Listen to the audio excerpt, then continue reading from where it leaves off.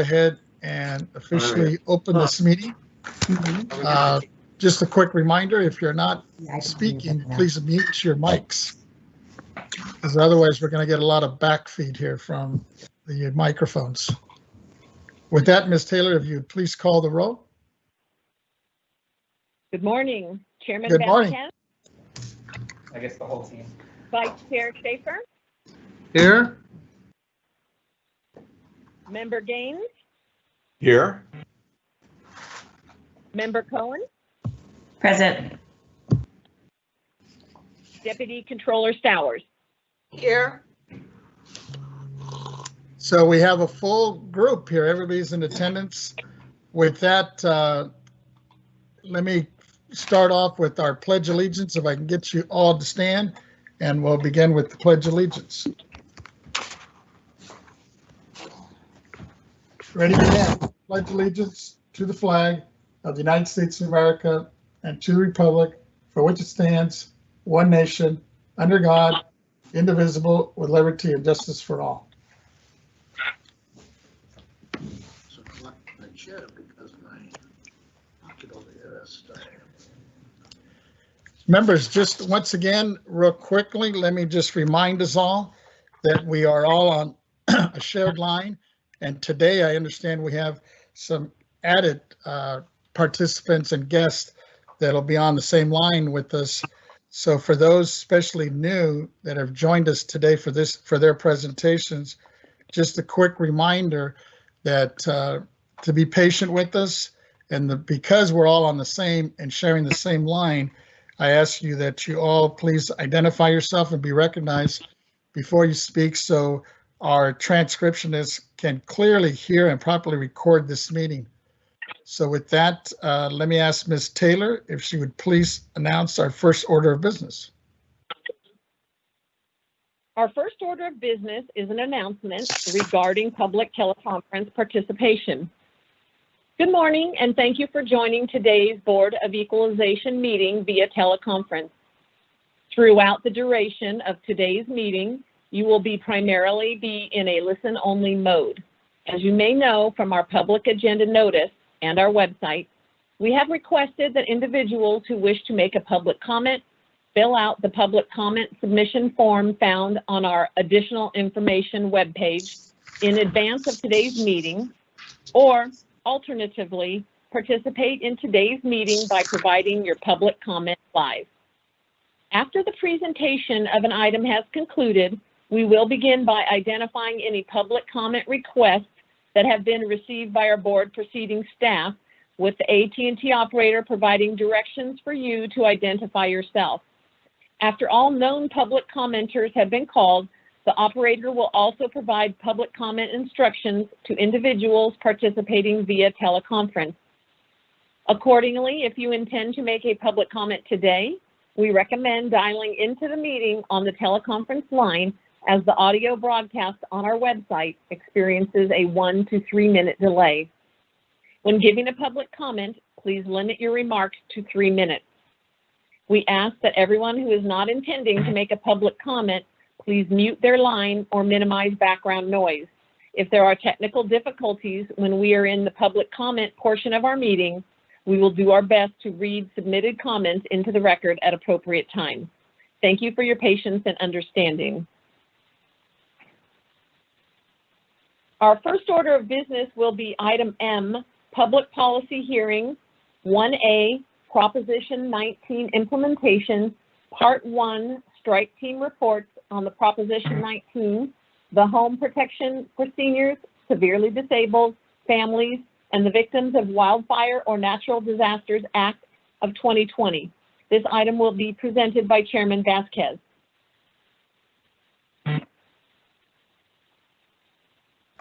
Hello. Thank you. With that, members, let me just, before I begin with my opening remarks, just once again, thank you, especially the staff and the members' staff, for all your support and in working with me this last year as the chair, and looking forward to continuing working with you as I begin my second year as the chair. And just wanted to thank everybody, especially the staff members, because I know I've I'm sure I've put you through a lot of headaches this last year, but we've had some very challenging times given the situation with COVID and everything else that we have on our agenda. So with that, I just wanted to begin the new year, wishing everybody good health, and hopefully we'll get past this COVID here soon now with the vaccination moving forward, because I know many of us are probably having this cabin fever and are just can't wait to reunite with our members, especially our members in person and the public. But today we are ready to begin, I believe, a very exciting and interesting, but it looks like as I'm looking at this Proposition 19, and I know many of you have looked at the information and have read the staff reports and all the documents that we received, and it's pretty intense. But we'll get started here. On this hearing today, we're really looking to listen and discuss these reports and concerns, these deadlines, these legislative proposals, and the next steps needed for the successful implementation of Prop 19 in about 30 days. I heard from assessors that this is the biggest change in our property tax system since Prop 13, which was back in 1978. It changed 5 parts of the state constitution, and as we will hear today, it will require revisions to 4 to 5 different statutes and several property tax rules, as well as the production of 7 to 10 new or revised forms, letters to the assessors, LTAs. Most important, this law impacts thousands of people, almost 70,000 people annually, who would transfer their property to a child or grandchild, and more than 10,000 annually who want to transfer the base year value of their home to a replacement home elsewhere in the state. Today's hearing provides an opportunity for everyone to ask questions, voice concerns, and provide input. This is critical to the board, assessors, and the legislature to help us to craft the best possible legislation, rules, guidance, and forms in a short time we have. For this reason, we will be in listening and question and answer mode today, and will record and document all input. This gives us time to consider all we've heard and learned overnight, and return tomorrow with a well-informed action item and motions we need to take so that we can enter a proposal into the legislative process next week. For anyone listening or wanting to participate today, we will take up tomorrow item M1B, board member discussion and action on strike team reports, sub items 1, 2, 3, and 4 on page 3 of the agenda. Members, I would like to give give now the opportunity for any members to make any opening remarks if they choose to before we begin.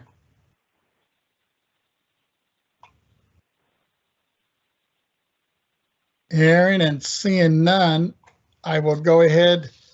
We will now proceed with Part 1A, the strike team reports on the Proposition 19. During this part of today's hearing, we have 5 reports on 5 different aspects of the implementation of Prop 19 delivered by the speakers who are listed on page 2 of our agenda. After the board members have finished their questions and discussions with the speakers, we will open the lines for public comments. Please try to keep your input and concerns focused on the topic as shown on the agenda to the extent possible. Thank you. Ms. Taylor, if you would please first call the first sub item. Thank you. The first sub item is M1A1, the legal analysis of current law and applicable guidance presented by Mr. Moon. Mr. Moon?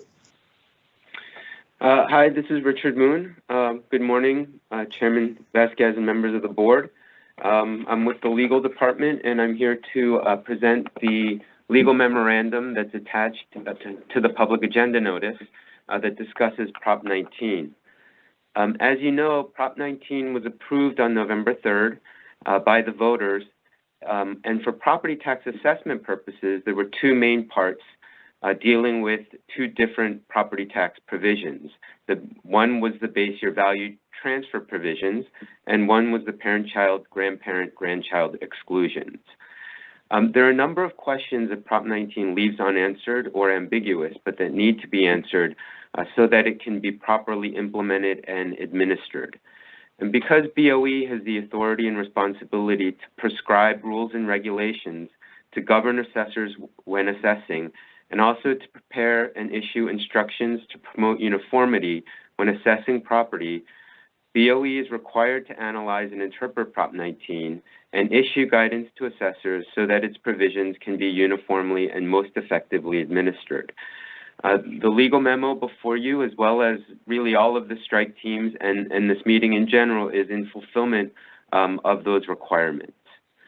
I won't go through all of the details of the specific changes Prop 19 made, since you already have that information from past meetings. But the matrix that's been produced, and again is part of this, the agenda notice, and that everyone is now familiar with, highlighted a number of questions raised by the County Assessed Properties Division and also the California Assessors Association that need to be answered. And this memo answers what was perceived to be the most pressing of those questions, again, so that the proposition can be properly implemented and administered. In answering those questions, the general interpretational principle we're required to follow is to effectuate the intent of the legislature.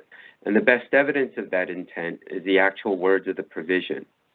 For Prop 19, the legislature's intent is expressly stated, and for the base year value transfer provisions, that intent was to limit property tax increases on primary residences by removing unfair location restrictions on certain types of homeowners. And for the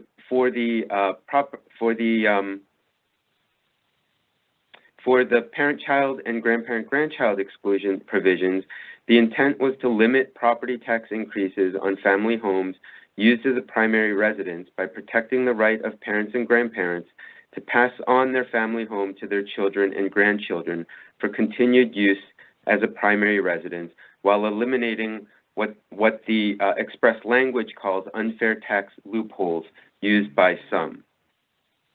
Where necessary, we also looked at legislative analyses, ballot arguments, and other extrinsic documents.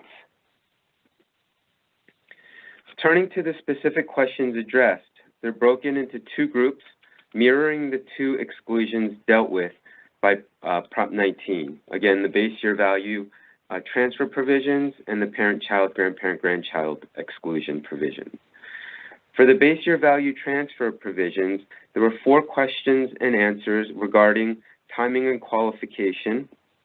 And the most important question, perhaps, of these was the question of whether both the sale and purchase of a primary residence needed to be after April 1, 2021, which is the operative date. The answer that we came up with based on the explicit text is that it's the transfer that's important, and that transfer needs to be done after April 1, 2021. And this means that as long as either the sale of the primary residence or the purchase of the replacement primary residence is done after that date, it will qualify. And of course, that's assuming that all of the other requirements are also met.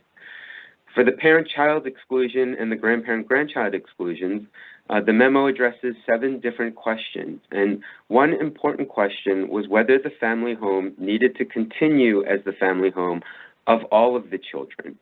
The text of Prop 19 does not answer that question explicitly, but we believe as long as one child maintains the home as the family home, that requirement is satisfied.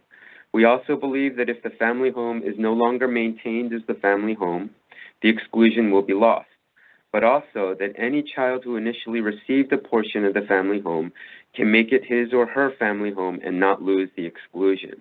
So just as an example, if a parent were to pass and give the family home to her 3 children, there's a question of whether it's enough to have only one of the children maintain the property as the family home, or whether all three must use the home as the family home.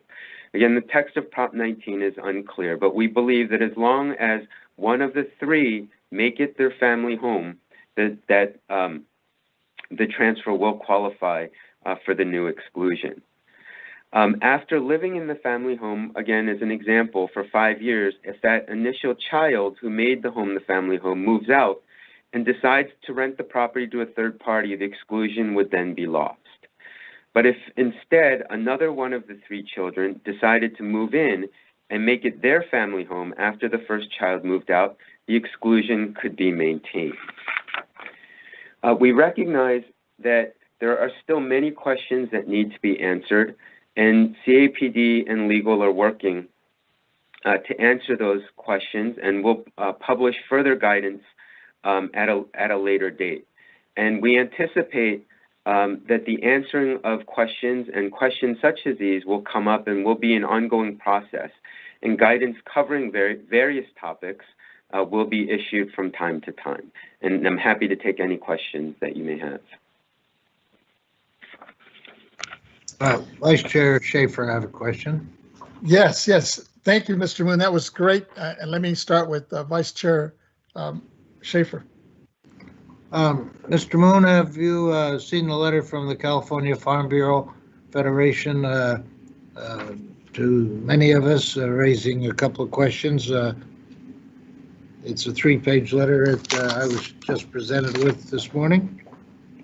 Yeah, I believe I have seen that letter, and the question that they have, or at least the main question, or what I perceive to be the main question in that letter, is addressed in the legal memo. So their question was regarding family farms and whether there needed to be a principal residence or a family home on that family farm in order for the farm to qualify.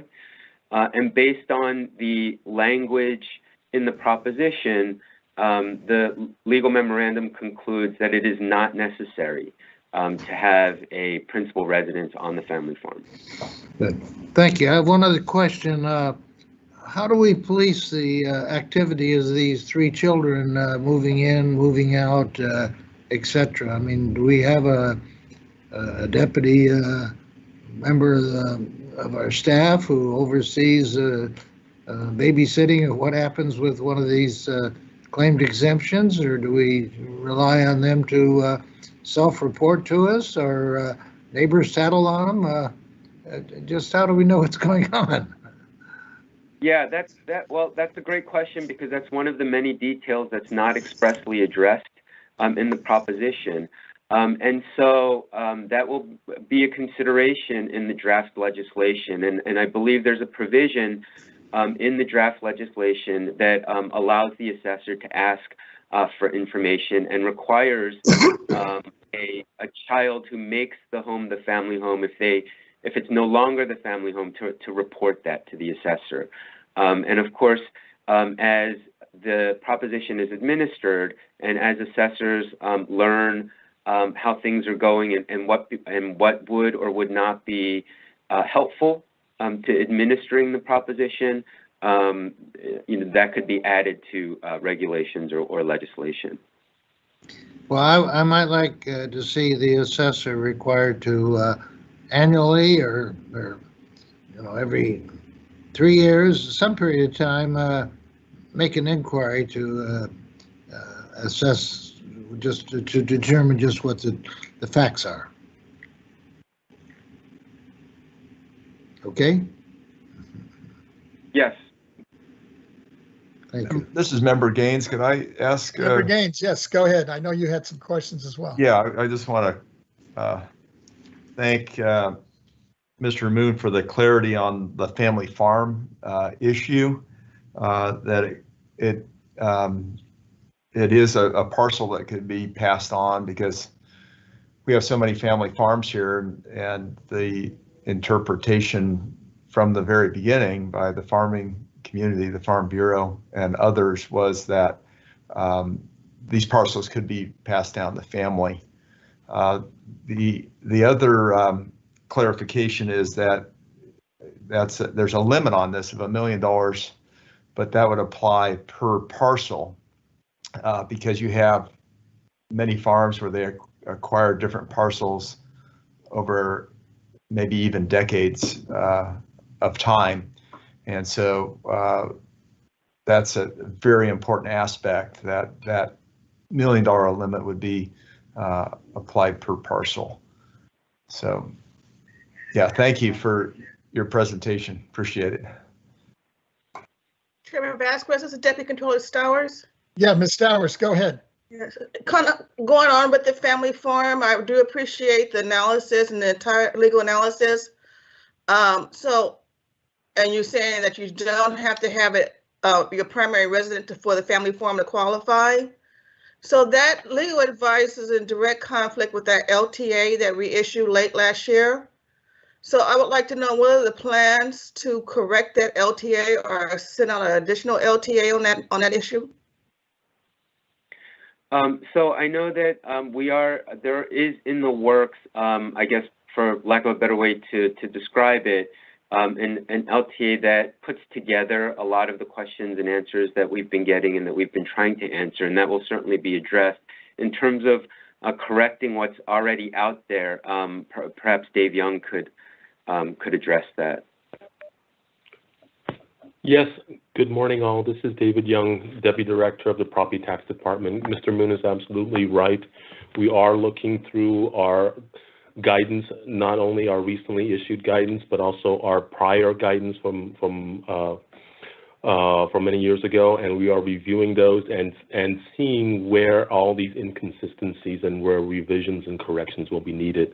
And we are planning on issuing LTAs or other guidance to reflect what is currently out there. So he is correct.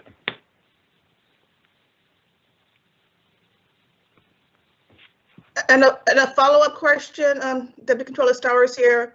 When we say transfer of a family farm, the property, the family farm has to be actually owned by the parent or the grandchild or the grandparents.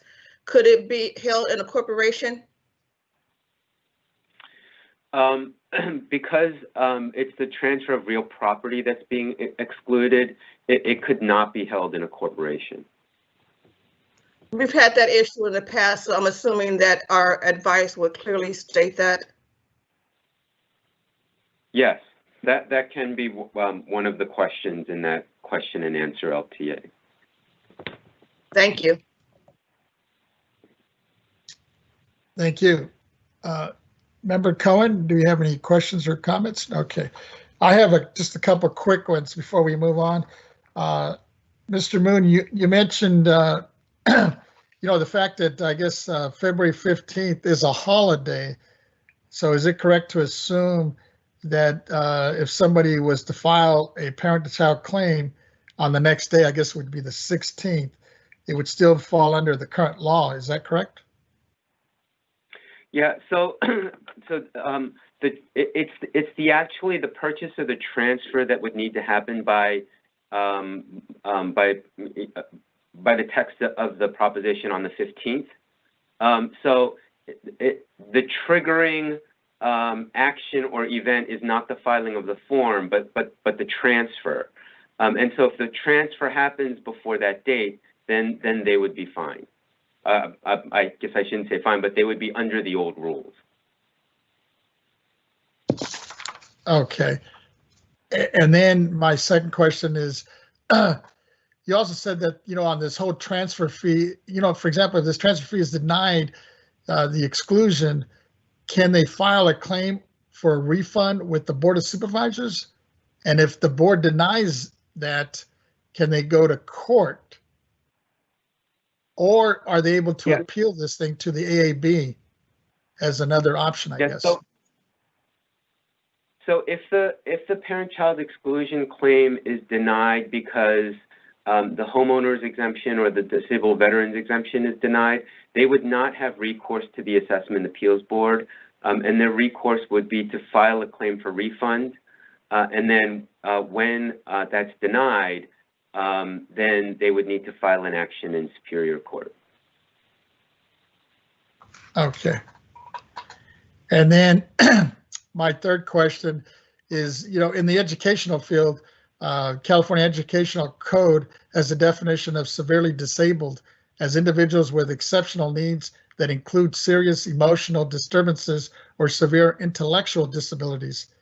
I am not sure what the definition possibly be useful in interpreting this Prop 19 definition.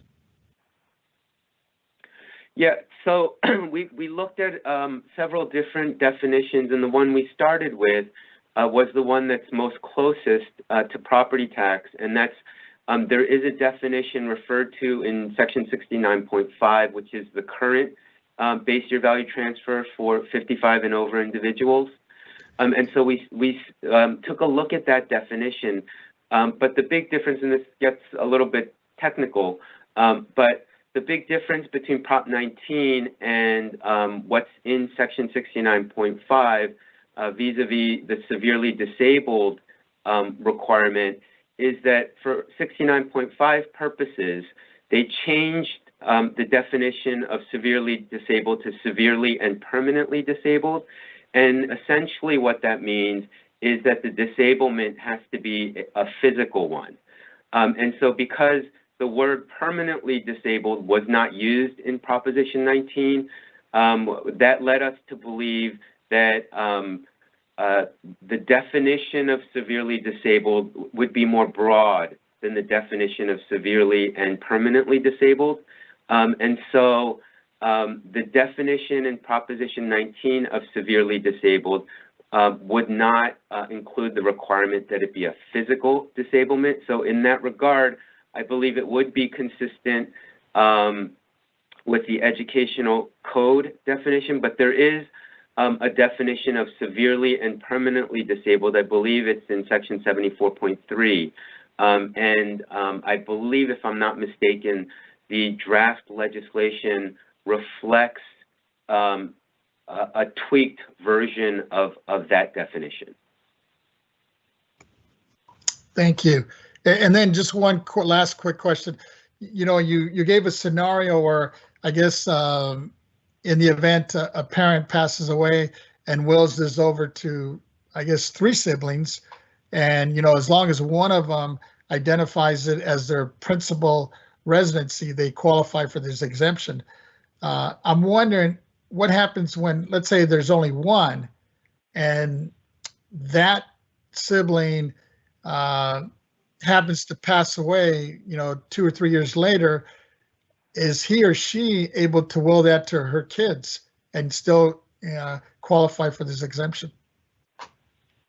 Yes, that person who passes away could take advantage of the exclusion, but of course, his or her children would be subject to the same requirements, meaning that his children would then be required to use that home as a family home as well. Okay, thank you. Thanks. Oh, I see Member Cohen. Yes, go ahead. Thank you very much for recognizing me. Good morning, ladies and gentlemen. My question to the speaker, and my apologies if you already addressed this in your presentation, I just missed it. What happens if a property is in an irrevocable trust? How does law apply to that situation? I'm assuming that you would mean with regard to the parent-child exclusion. Yes, that is correct. Yeah, and if the property is in an irrevocable trust, the property is transferred at the time the property goes into that trust. And so all of the rules that are now in Prop 19 would apply at that time, at the time of that transfer. What happens if the property was transferred years ago in an irrevocable trust, well before Prop 19 was ever thought of, let alone voted on? Does that mean it's still? Yeah, please go ahead. If it was put into an irrevocable trust, it's considered to have transferred on the date that it was put into the trust. So if that was a long time ago, whatever the rules were at that time would be applied then. And then as long as it stays in that irrevocable trust, that ownership won't change. Thank you.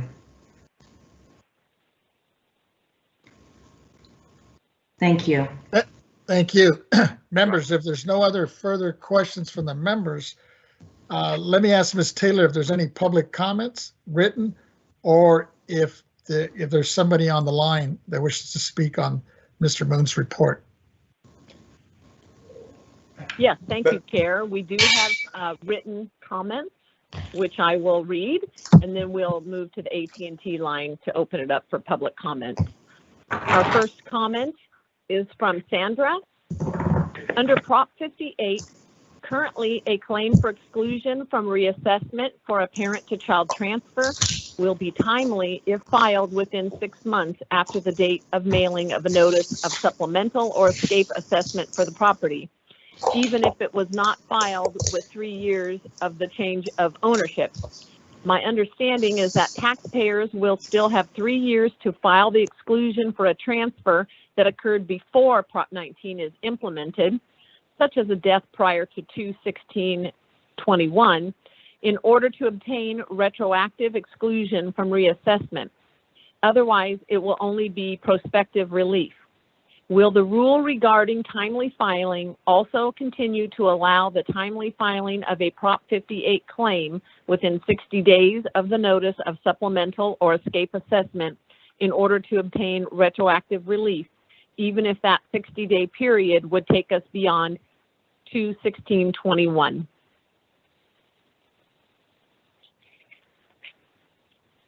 Our next comment is from Jeff. I am a real estate agent and would like to know how to advise my elderly client on her closing timelines. Does everything need to occur April 1st, 21 or later? Can we press now with closing her sale in Orange County in preparation for closing on her new property in San Luis Obispo County? Our next comment is from Sharon. How does it affect children who will live in the house as a primary residence? And our last written comment is from Carol. I would like to understand family farm better. According to the legal analysis, a family farm does not have to have a primary residence for it to be passed on within the current statute or when Prop 19 is implemented without a tax increase. We have a newly acquired adjacent parcel, 5 acres, that has always been leased for agricultural farming, which we do now.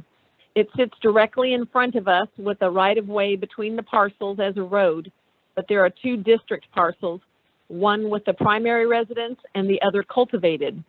Would both be able to be passed on without changing the taxes? And I misspoke, we have one more comment from Allison. Proposition 19 was presented saying that family farms were exempt. Now that it has passed, we see there is no exemption. They are treated the same as a primary residence with the parent-child limited exclusion. This was a complete misrepresentation.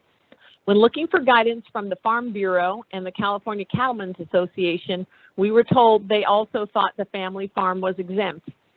Now, trying to navigate these new rules, I've spoken with my estate planning attorney, assessor's office, and BOE, and nobody can answer my questions, concerns. It appears the rules are being decided after the fact. This is unfair. Also, to have such a short time limit with the rules not even decided, how can anyone make an educated decision on how to proceed? This will have such a dramatic effect on family ranches and farms. Most will be taxed out of agriculture even after generations of succession planning. I ask that you truly do exempt family farms as the proposition was originally presented. The only ones making out on this proposition is the real estate industry that wrote it. I feel very wronged by the system.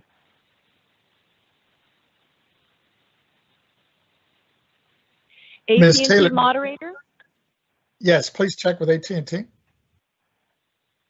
AT&T moderator, can you please let us know if there is anyone on the line who would like to make a public comment regarding this matter at this time?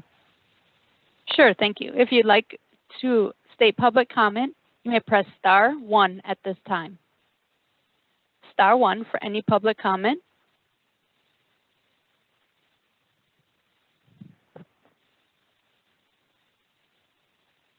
star one for any public comment at this time.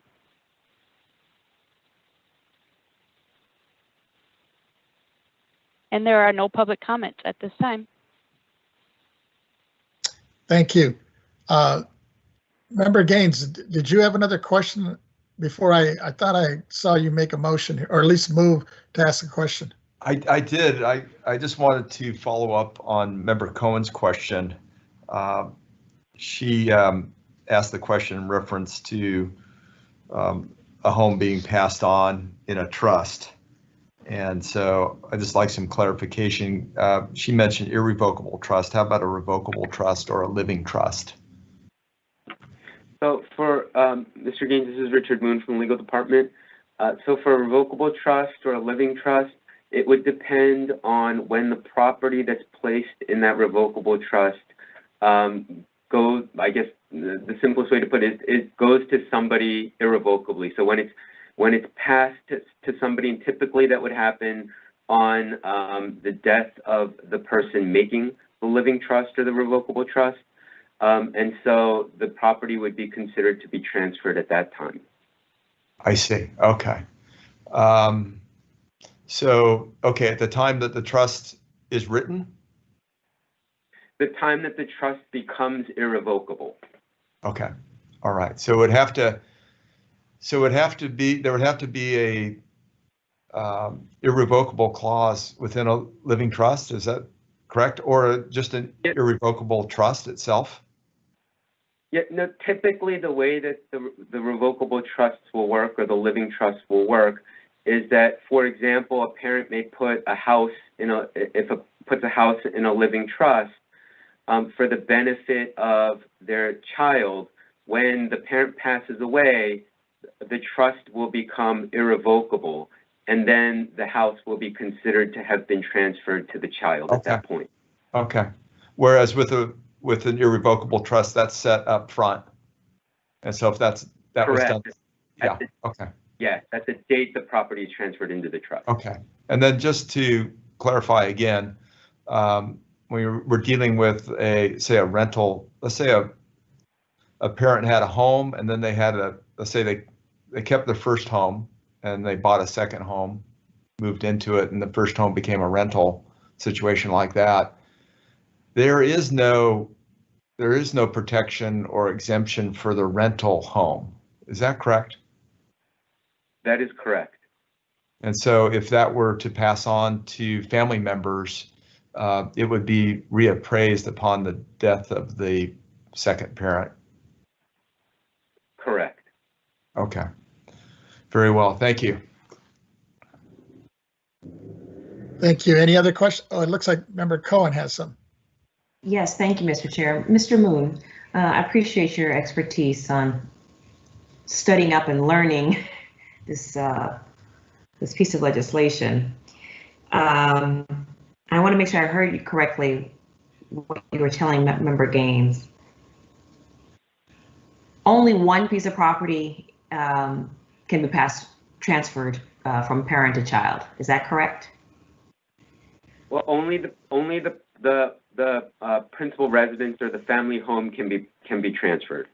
Okay, so that means that if the parents own multiple pieces of property, they're excluded in being transferred.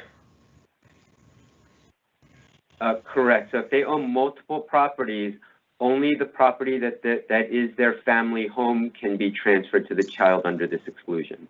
Okay. Now, how does the law determine what's the family home versus the rental property? Well, the family home is, so let me explain. So here's parents have 4 kids, and they have 4 pieces of property, and they want to transfer each property to each kid. How does the assessor? How do they determine which home is the family home with that?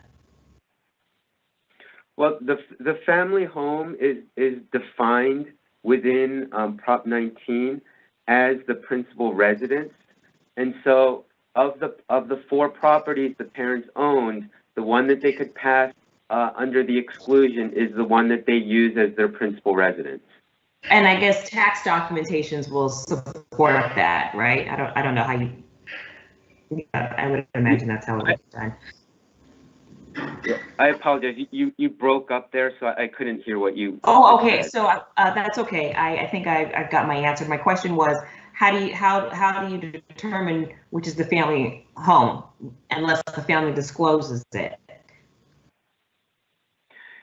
Yeah, that would be one of the things that would need to be on the form, some type of certification or assertion that it actually is the family home. And what kind of certification or assertion qualifies as acceptable? Well, I think that's part of what needs to be in the legislation. Currently, there needs to be a certification essentially stating that it's the principal residence.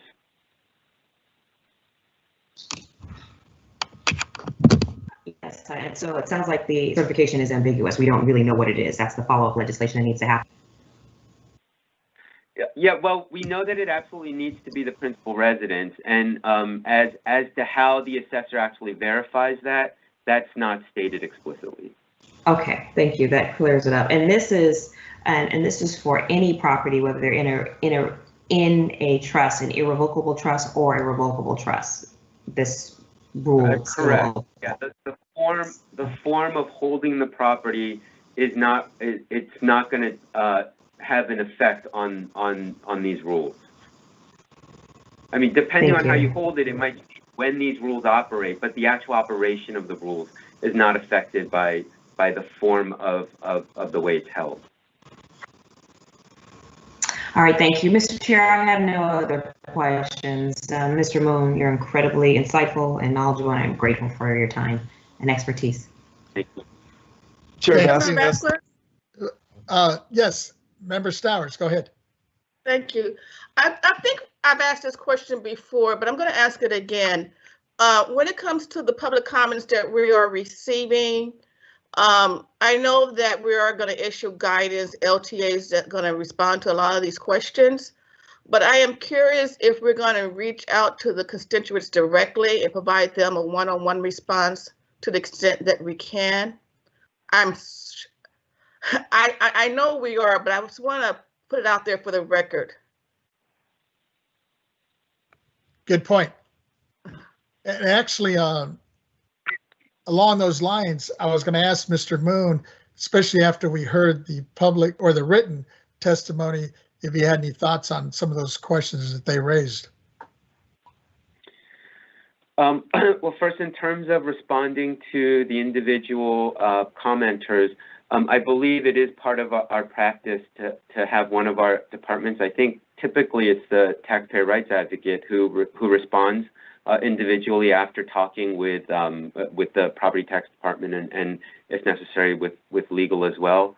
With regard to the specific comments that were made during this public comment period, I guess we haven't had a chance to look at any of the comments in detail, but just from what I heard being read, I think a couple of those comments or parts of those comments are answered in the legal memo.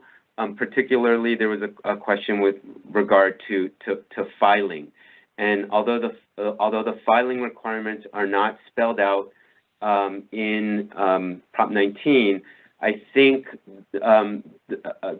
sort of the assumption we're working under, and I think what's reflected in the draft legislation at this point, is that the filing requirements would be the same or very similar as to what's required currently under the current parent-child exclusion and grandparent-grandchild exclusion. Thank you. Chair Vasquez? Yes, Member Can I Gaines, follow go ahead. up with Mr. Moon with one final question? Sure. Because this comes up too. I want to make sure that our constituents have clarity, but basically what we've talked about with other property owned that is not a home, there is not an exemption for. So I'm thinking specifically if you had a cabin, Under the old scenario, that cabin could be passed on to children and grandchildren. That is not the case anymore with Prop 19. I want to make sure I'm accurate in that statement. Yeah, that is correct. If that cabin is not the principal residence of the parents, it will not qualify for Prop 19. Yes. Okay. Very well. Thank you. And Vice Chair Schaefer here. Vice Chair Schaefer, go ahead. I was advised by staff that we have several anonymous opinions to be presented to us, and I just want to point out that if somebody is anonymous, they have no reasonable expectation of a response. So we are absolved of having to worry about that. That is true. But listening to the comments and the discussion right now, especially on this primary residence, I have a quick question for Mr. Moon, and let me just put it out there. So let's say a parent owns 4 properties and wants to will each one to 4 siblings or their children, right? And you mentioned the only one that's going to qualify for the exemption is the primary residence, which I'm assuming would be the one that they're currently living in or they were living in, not the income property, for example, right? Correct.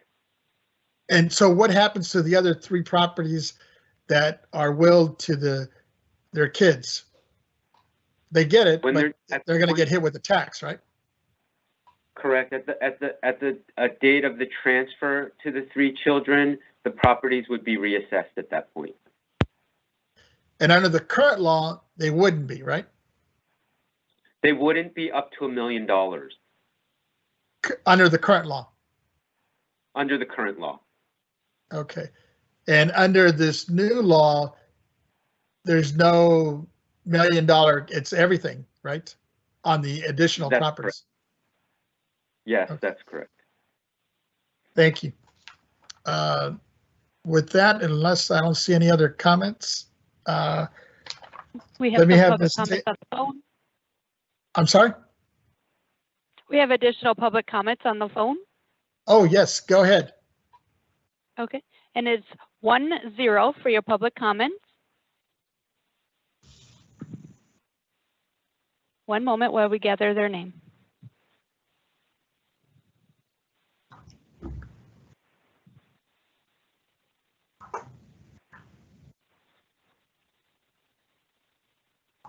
For public comment will come from Roberta.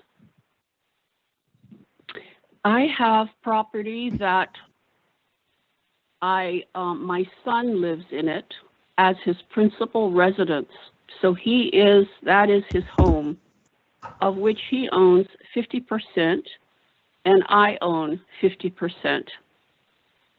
So on my passing, does his principal residence, of which I own 50%, then get reassessed? That's my question.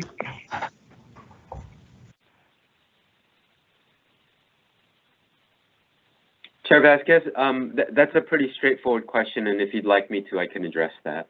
Sure, go ahead.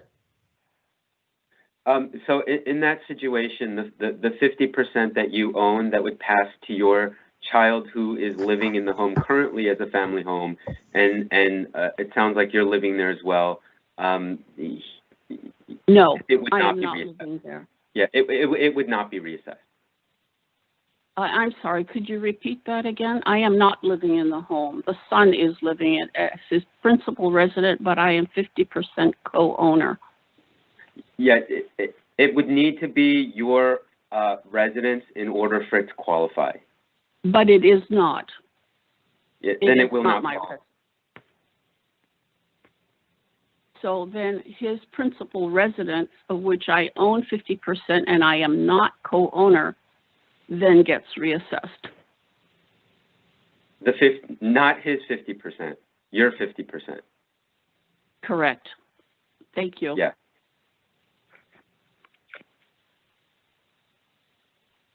Was there any Thank other you. public comment, or was that Yes, it? one moment while we get, nope, we have a few in there. We're getting their names. One moment, please. No problem.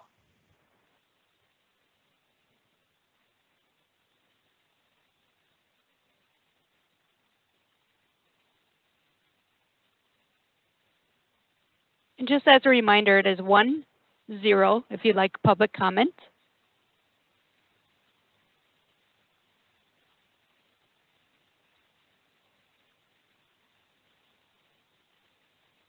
One moment, sorry for the delay.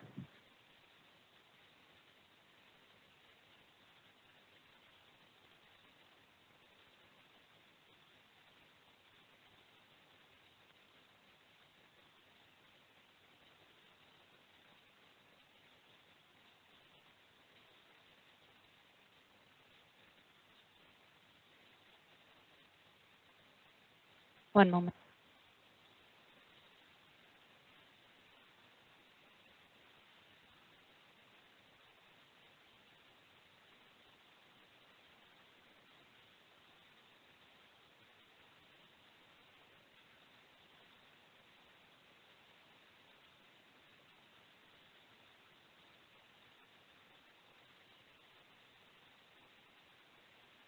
And our next question will come from Audrey. Please state your first name and your last name.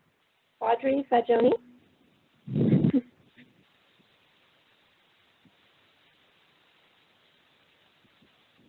Your line is open. Please go ahead. Okay. Is there any consideration at this time of the possibility of a Biden tax plan that's going to tax capital gains at time of transfer, as well as lowering the estate tax exclusion? How this affects families that are inheriting that, as well as, or that are inheriting property, and as well as having the property taxes raised at the same time? How, just the unfairness of it all? Chairman Vasquez, this is Richard Moon. If I could make a suggestion, perhaps it would be a better tack to take all of the comments and questions that are on the line now, and then have staff reply to them so that they can give it the attention that each of the questions needs. I was going to suggest that. That's a good idea. Let's do that. Is there anybody else on the public line? Thank you. And our next question will come from Peter. Please state your last name. Hi, Peter Kaiser. Your line is open. Okay. I've been reading this, the proposition, and it talks about eliminating unfair tax loopholes, and it talks about East Coast.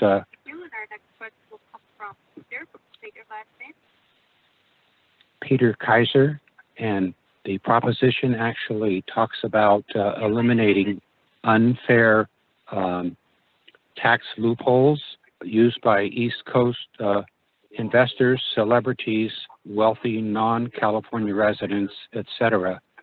And this doesn't apply to many hardworking middle-class families who were saving up and buying additional vacation homes and so forth.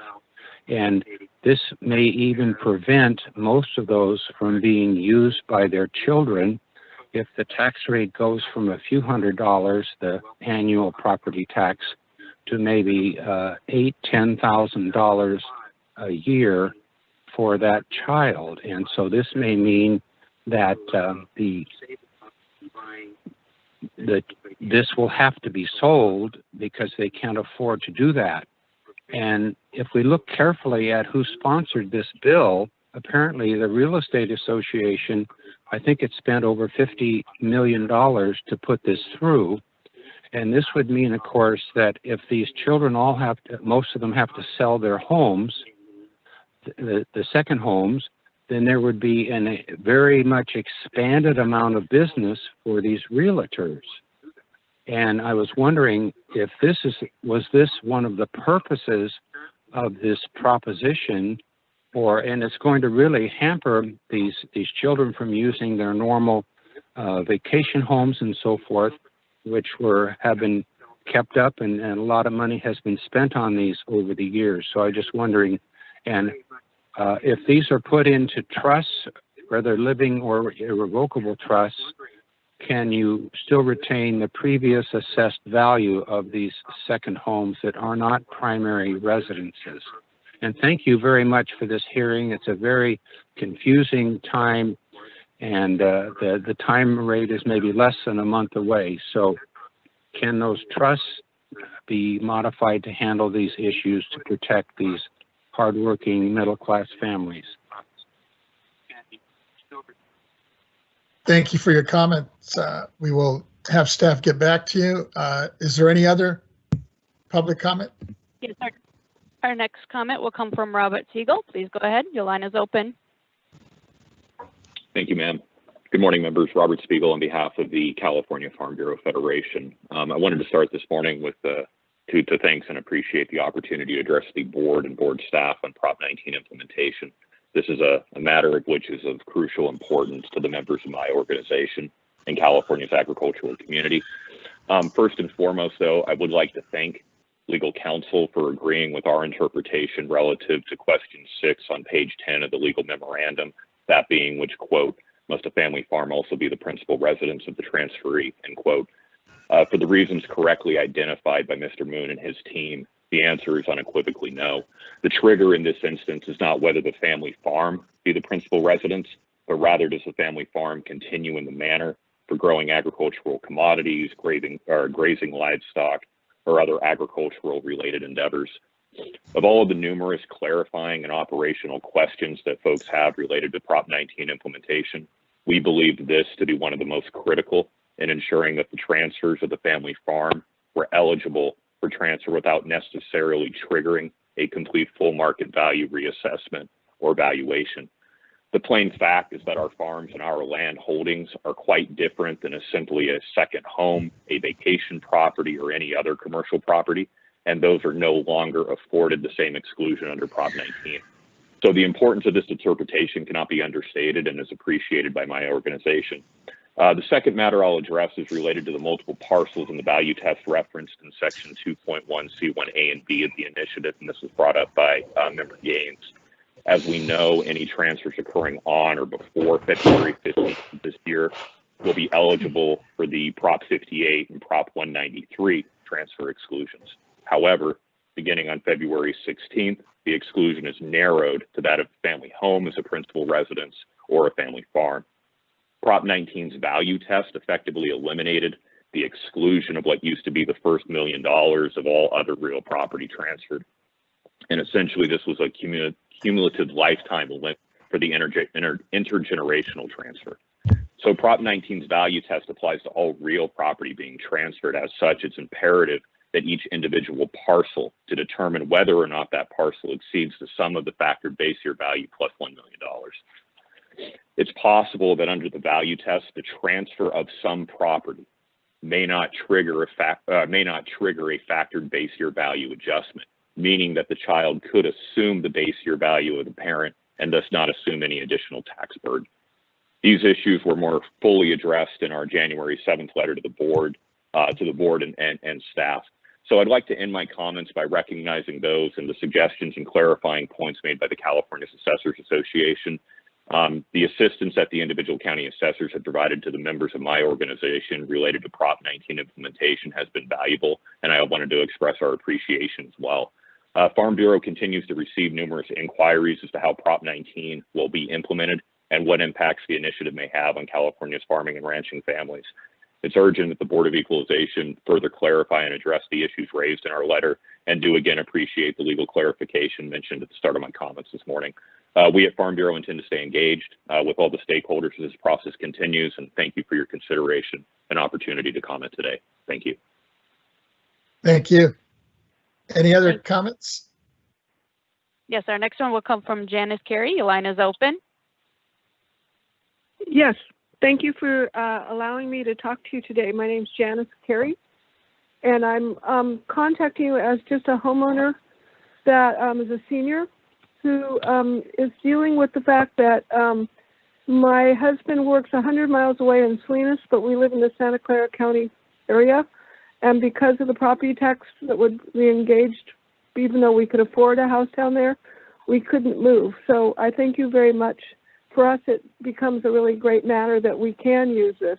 However, there's a bit of confusion. Even my real estate agent doesn't quite understand when we can make this work. Even though it says April 19th and I heard April 21st batted around, we're looking at houses, but we have to tell people we can't close until after April 21st. We're also not sure when we can sell our house so the whole thing goes through so that we can afford getting in with Prop 19. So we really would appreciate, many of us, and finding out what exactly is what we can do so that we can stay legally within the parameters of Prop 19. Thank you. Thank you. And the next question will come from Mary Ann Welsh. Your line is open. Yes, my question is basically, is it not reasonable to assume that 600 to 700% tax increase is excessive due to the fact that this was an underhanded Proposition 19? It offends both the civil rights issue, unconstitutional prejudice, plus it has two separate issues, which is against Article 28, Section 4, 2.1b. You only are supposed to have one basic subject on any proposition. This has more than one, and it has two separate, and they twisted it, and they tried to put it as far as, oh, well, it's just talking about taxes. Not true. It is underhanded. The legislators did not do their work right. They tried to change Proposition 58, which was basically an inheritance. And in my personal opinion, inheritance is a right. And right now, the state of California is taking that right away from all of us. But the tax situation, any property you have that you do not live in, the taxes will go up anywhere from 600 to 700%. Do you people not think this is excessive taxation without real representation? Because the legislators work for the legislators. They do not work for the people of California. That's my statement. Thank you. Thank you. Thank you. Our Anybody next question else? will come from Richard Watts. Yes, hi, good morning. I appreciate you taking the call. You might have already covered this subject, but I wasn't able to hear it. I heard about irrevocable trusts and the status of transfer, and that there would be reassessment upon transfer. Was there any engagement about the issue of this specific trust called a qualified personal residence trust, which is something that's utilized quite often here? In my case, I'm a senior. This is something that gifts your residence to your children over a period of sometimes 30 years. And of course, that was done for us 20 years ago, 25 years ago. And if now this were to reassess midstream of that trust, that would put us in a taxation place, which would be very difficult in a retirement mode. And I just wondered if QPERTs or qualified personal residence trusts were going to, how those were going to be considered with regard to reassessment. Thank you. Thank you. And our next question will come from Judy Grable. Judy? Good morning. Yes, thank you for taking my call. It's Trudy Grable, and I work in Santa Clara County, where our housing prices are incredibly inflated. And, you know, I've lived here for 40 years. I have a child with special needs. I also work with families who have children with special needs. And I'm wondering how 65.9 versus Prop 19 affects them. You know, when we leave our homes to our children, it reduces the burden of caring and providing housing for our sons and daughters. And with that kind of taxation living on SSI, there's no way our individuals are going to be able to meet the HCBS requirement of being a full and contributing member of their own community. And so I am really concerned about what's going to happen to my child when I die, who lives on $900 a month. And I have made provisions for her to receive this home in a special needs irrevocable trust. However, she won't get that until I die. And my only option at this point is to transfer the home to her now, which then takes the home out of my, you know,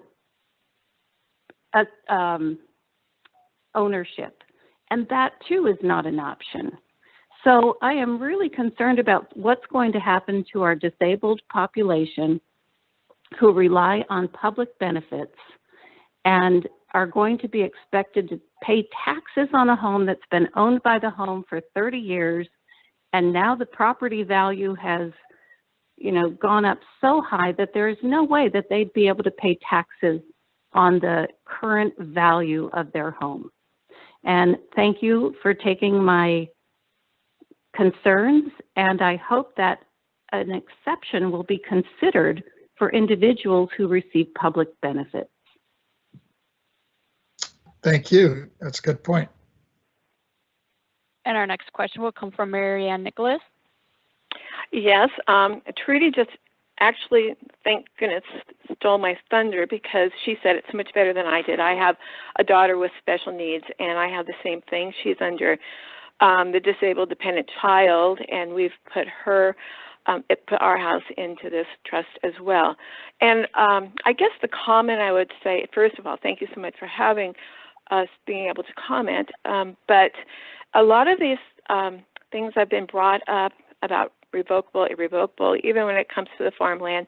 It seems as though that should have been prior knowledge before voting, and it seems right now that actually a lot of this is just getting a little bit more solidified even with the Board of Equalization. So it's difficult to vote on something that you're not really privy to, and actually it really seems to be a lot more fluid, and it's getting a little bit more solid, but not really in our favor. So anyhow, thank you. I appreciate what you're doing. Thank you so much. Thank you. Thank you. Our next question will come from Alexander Scher. Please go ahead.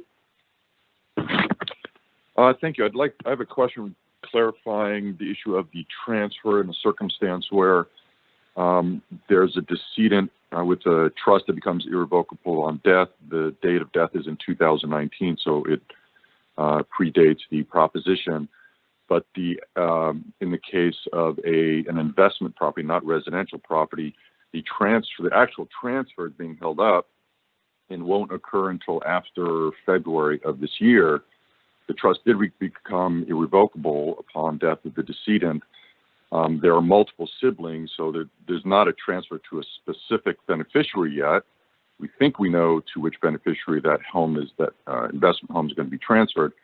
And so my question is, since the date of death and therefore the irrevocability of the trust came into effect prior to the effective date of the proposition, but the actual transfer to an as yet indeterminate beneficiary is after February 2020, and it's investment property, will the transfer be backdated to the date of death in that circumstance? That's my question. Thank you. And our next question will come from John Bentoncourt. Please go ahead. Your line's open.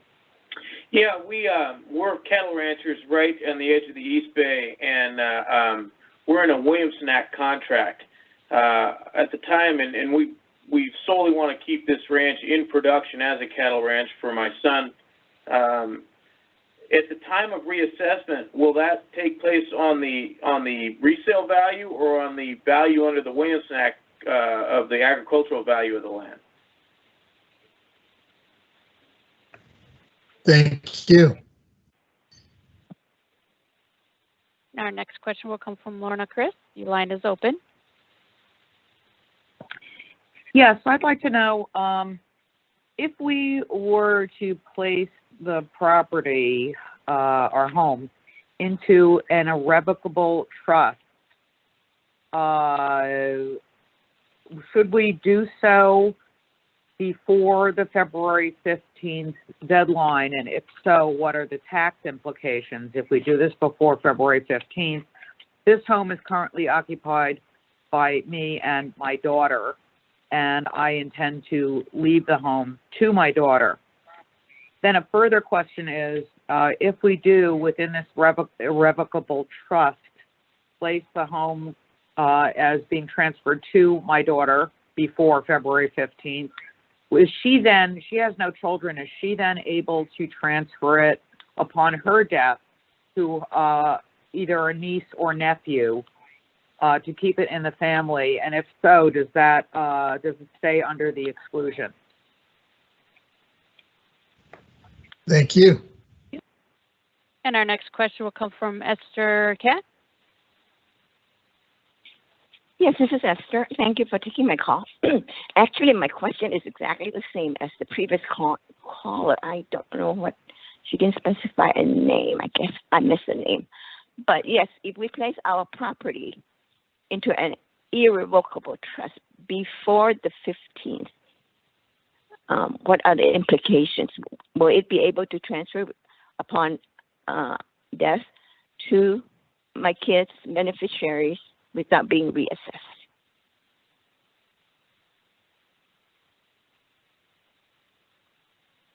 Thank you. And our last question, and for public comment, will come from Vanessa Chavez. Please go ahead. Good morning, members. Vanessa Chavez with the California Association of Realtors. With respect to the first round of proposed Prop 19 follow-up legislation, CAR has two immediate concerns, one of which requires swift action by the legislature to provide clarity for California homeowners across the state. First, and of most immediate concern, is how the April 1st effective date impacts property transfers needs to be clarified in legislation. Specifically, legislation is needed to clarify that the purchase or sale of either the original or replacement property may occur prior to April 1st, 2021. CAR legal analysis of this issue and the intent of the initiative concurs with the opinion of the BOE Chief Counsel as put in the question 1 of their memorandum, Prop 19 initial interpretation questions and answers dated January 8th, 2021, which states as subdivision B of section 2.1 that the operative requirement is that the transfer of the base year value must be on or after April 1st and not the purchase or sale of either the original or replacement property. This is the most pressing issue for us, as express legislation would allow California homeowners to feel secure in their decision making prior to the effective date. Regarding the issue of calculating a new tax basis, CAR believes that Prop 19's calculation of a new tax base must be consistent with the provisions included in existing law as outlined in Revenue and Taxation Code 69.5, which implement Prop 6B, which remain in the Constitution. As you are aware, Section 2.1 D2A and B of Proposition 19 address the calculation of the tax base. Section A expressly utilizes the term of equal or lesser value, yet the proposed legislation does not address A or the term. Revenue and Taxation Code 69.5 G5 defines equal or lesser value for the Prop 60 constitutional provision, which includes the formula for calculating the tax base for when a property is sold. CAR believes that the provisions for calculating the tax base should remain consistent with what is currently in existing law, since the term appears twice within the same constitutional article, Article 13A, on the identical subject matter. Therefore, it should have the same meaning. CAR would like to thank the BOE and its staff for their engagement on the issue. We look forward to continuing to work with the BOE, the California Professional Firefighters, the California Assessors Association, and other stakeholders to provide timely clarification to the provisions of Prop 19. Thank you so much. Thank you. Ms. Taylor, I'm assuming that was the last one? Yes, that's my understanding. We do have someone else queued up.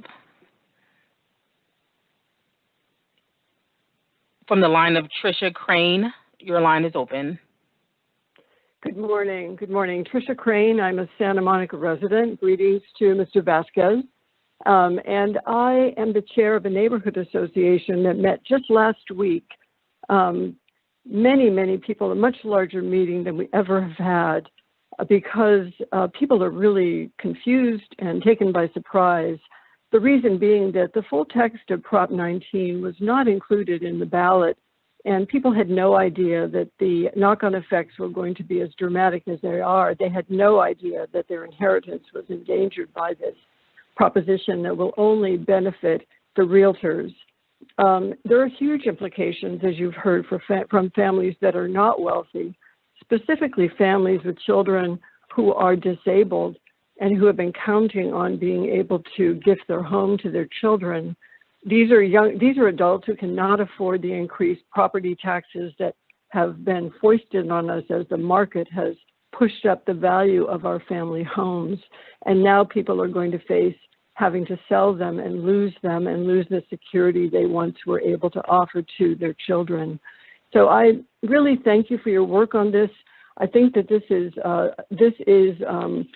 very, very problematic for the security of our working class and middle class who have only had their family homes to leave to their children and are now threatened with losing them. I would really ask you to look at the implications for this, for the security of a huge population in California and the very misleading nature of this proposition.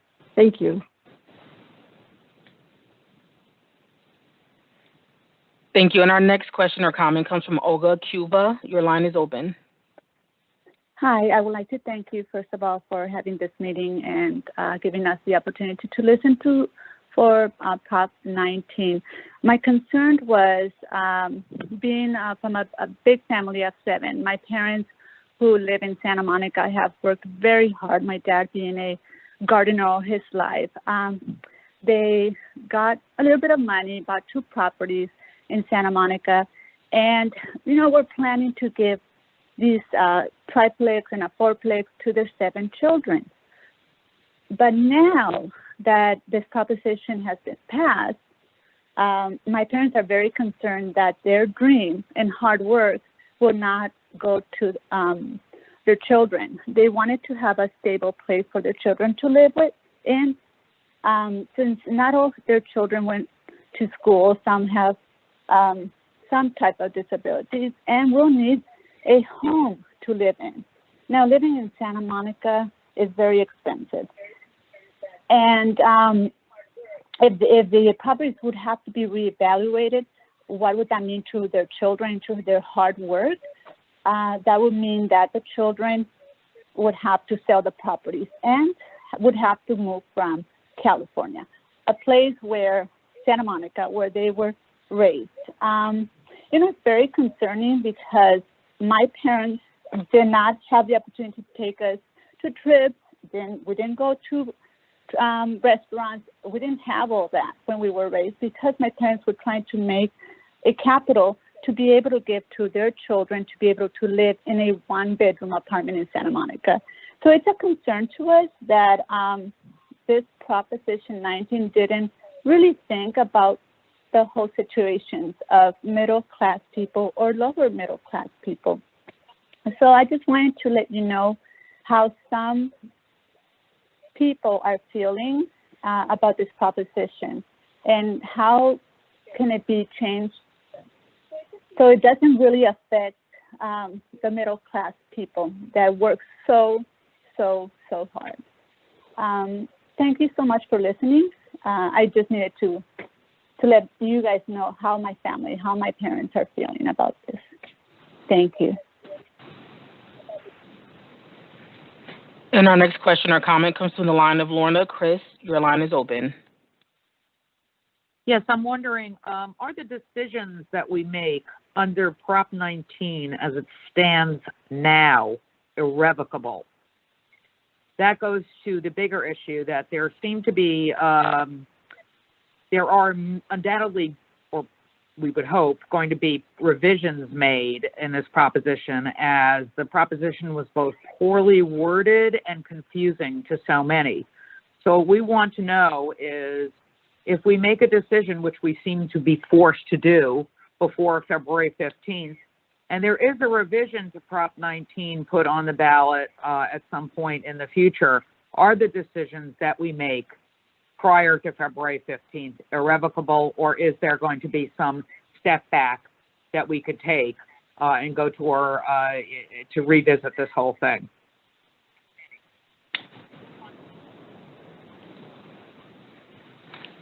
And at this time, we have no further questions in queue.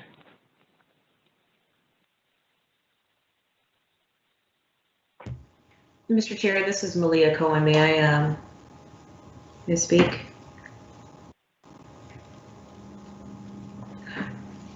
Can you guys hear me okay? Okay, I'm just going to go ahead. I'm not sure which one he is, but I want to thank every member of the public that came out to speak to this issue. It's incredibly important. And I can certainly feel the pain and the frustration and the disappointment. It almost feels like government kind of let us down, particularly for those people who, like my family, my parents worked very, very hard to own their property and now is faced with this immediate transfer of ownership. A couple thoughts. First, I want to pose to the great thinkers on this call, the staff, how do we reverse this legislation or address where the gaps and the loopholes are? I think it's an important question to ask on the record, and this is for the benefit of those persons that are calling in. That's my first question. And then my second question, or more or less as a statement, occurred to me that we probably need to be doing more outreach between now and the deadline in February 16th. And I will be partnering with my county assessors to start to do some online town halls on this legislation and the impacts that it will have. For those of you that don't know, my name is Malia Cohen. I represent District 2, which is 1/4 of the state of California. Every county, 22 counties from Santa Barbara all the way north to Del Norte County. A lot of coastal communities. I myself reside in San Francisco. My parents live in San Francisco. Most of my family is in the immediate Bay Area. So it's a very expensive market. So I'm incredibly sensitive to folks that live in expensive parts of the country. Also represent the Monterey area, and so there's a lot of farmland also in my constituency.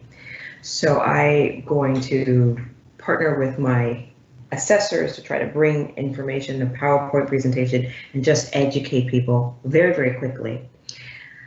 So my original question posed to staff, can someone tell me how do we correct a lot of the gaps in this legislation that was passed by initiative? It was placed on the ballot.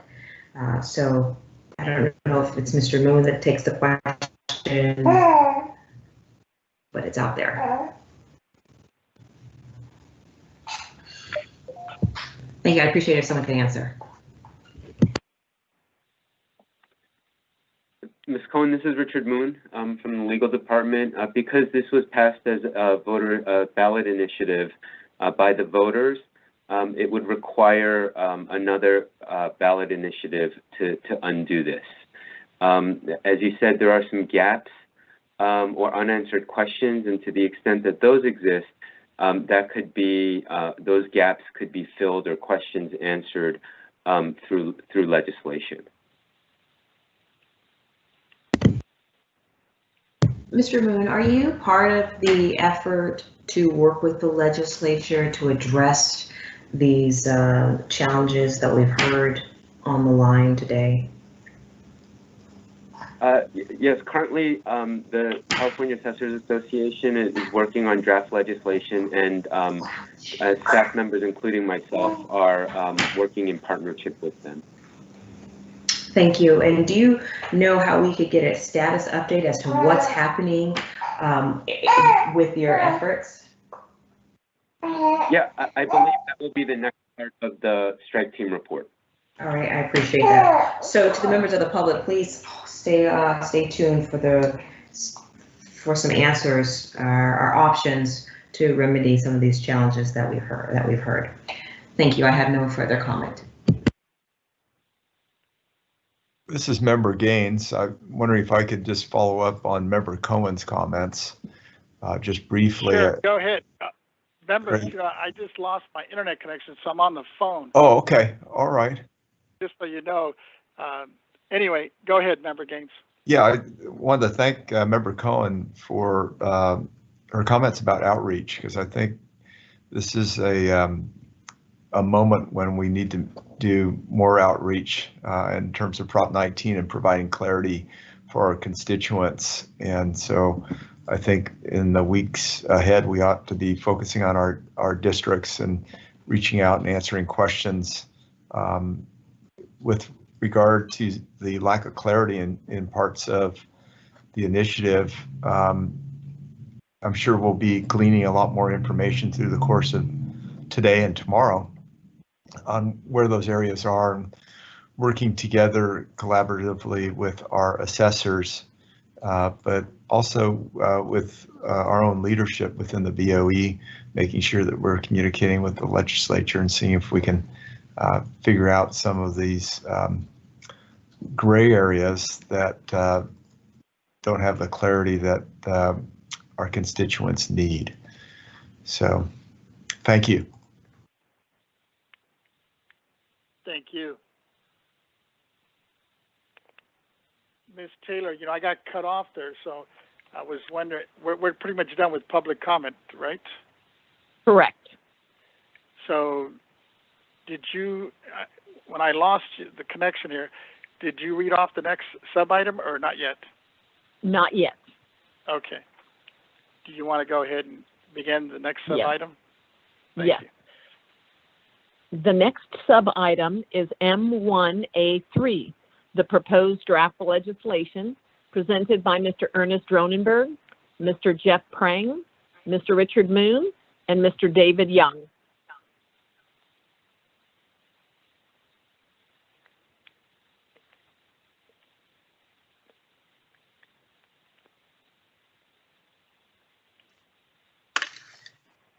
Hello, do we have everybody here? Hi, this is Ernie Dronenberg. Can you hear me? I can hear you. Okay. Many of the questions that were just answered have already been answered and are ready to be drafted. I need to thank Jesse Salinas, the past chair of our legislative committee at the CAA, and Don Gakel, because both of those persons immediately in November established a ad hoc committee was made up of assessors, assessor staff, Board of Equalization, legal staff, and regular staff.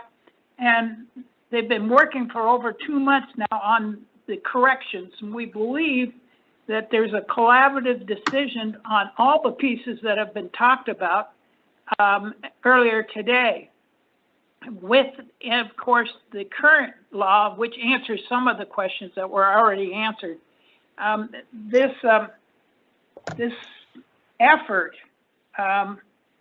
was really, I can't say how much it was people, we had 70 people on the call at times, and they were working through the holidays and Saturdays and Sundays to get to a product that we then took to the legislators' committee consultants for taxation.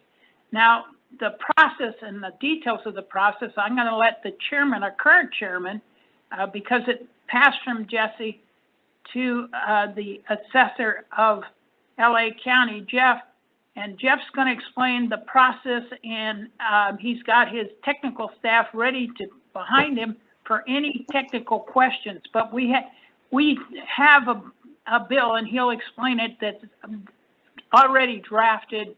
It's ready to go, and it was over, the initial draft was over 35 pages. So, Jeff, why don't you take over from here? Thank you, Assessor Dronenberg. Mr. Chair, members of the board, thank you for the opportunity to address you and let you know some of the work that we've been engaged in over the course of the last couple of months since the election. I did want to let you know that I have a hard stop at 11:45, so I will, at that point, if we're not done, I will just let my staff continue from that point forward.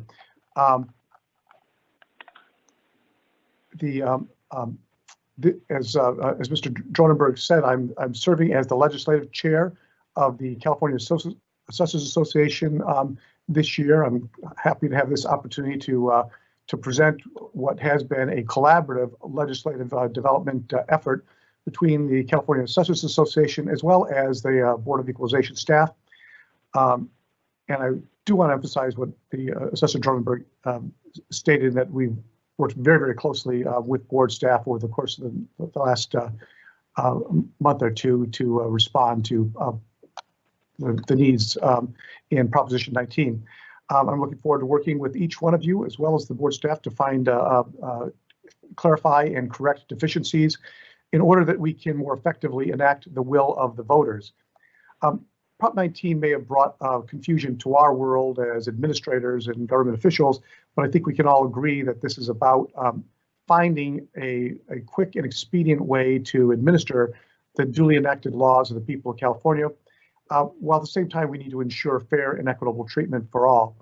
But if you'll indulge me for just a brief second, I did want to highlight and personally thank some of the staff people who have been working pretty tirelessly and literally weekends and through the holidays to get where we are today. From the board, Brenda Fleming and David Young, Richard Moon, and Glenda Schultz have been valuable. From my staff, Nicole White Gamble, Brian Donnelly, Crystal Taylor, Lisa Lucero, Robert Large, and Aaron Fanwick. From San Luis Obispo, Barbara Edgington. From Santa Clara, David Ginsborg and Nora Galvez. And from San Bernardino, Teresa Valdez. And I also want to acknowledge San Luis Obispo Assessor Tom Bordonaro, who quarterbacked the California Assessors Association Prop 19 Ad Hoc Committee, which did a lot of the heavy lifting to prepare us for this legislative package. I really could go on, but this has been obviously a statewide effort. We received input from many other stakeholders, engaged in a pretty robust and healthy discussions between all the assessors in California. There are many others from the BOE, but and from the various county assessors who took leading role and help put in countless hours to put together this comprehensive legislative Prop 19 package, which I believe you've all seen.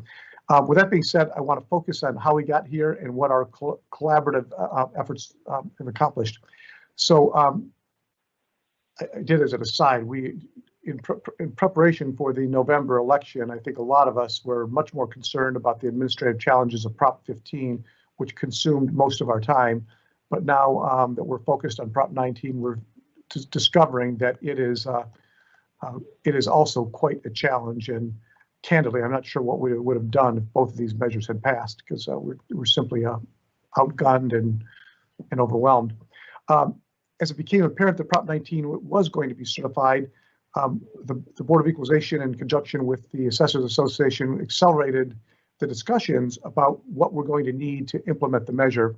Formally, as I indicated, we created an ad hoc committee at the association led by Assessor Bordonaro. Board of Equalization staff helped to identify a number of the issues regarding the implementation challenges. And from this effort and from your support and direction, the BOE devised the strike teams to focus on individual aspects of implementing the proposition. In particular, the strike team that I'm most familiar with is the team designated to draft legislative text necessary to implement Prop 19. In that regard, I want to take you through the legislative package and highlight some of the key elements that, if passed by the legislature, will help all of us provide clear guidance to the public. And once again, we really appreciate the support and guidance we receive from board staff. The starting point of our legislative package really began with guidance from the ad hoc committee, the legislative committee, the executive committee of the CAA, and board staff. Interpreting what Prop 19 does and does not do was, frankly, a Herculean feat in and of itself. As a constitutional amendment, we had to know what could be clarified by the legislature, what's in the Constitution, what sort of things could be done by the board and amongst assessors in terms of standardization of policy. Additionally, we had to know what laws Prop 19 changed and or repealed. There is some discussion and difference as to what that what those points are, and that will have to be decided by the legislature. Once we did have, however, a fundamental understanding of what the legislative intent, we could begin writing the legislative text that we hope will pass this year in the legislature. Before I get too involved in the highlights of that text, I did want to mention that Nicole White Gamble, who is the Director of Operations for my office, and Barbara Edgington from the San Luis Obispo County, they were the primary authors and technicians in developing the CAA legislative package. They're both on the line, and they're available to answer more technical questions that you may have about the proposed legislations. I may defer a number of questions to them. So let me first touch on a couple of key provisions of our proposed legislation. First and foremost, the legislative package attempts to offer clear and more precise language to provide for emergency rulemaking authority by your board in many areas.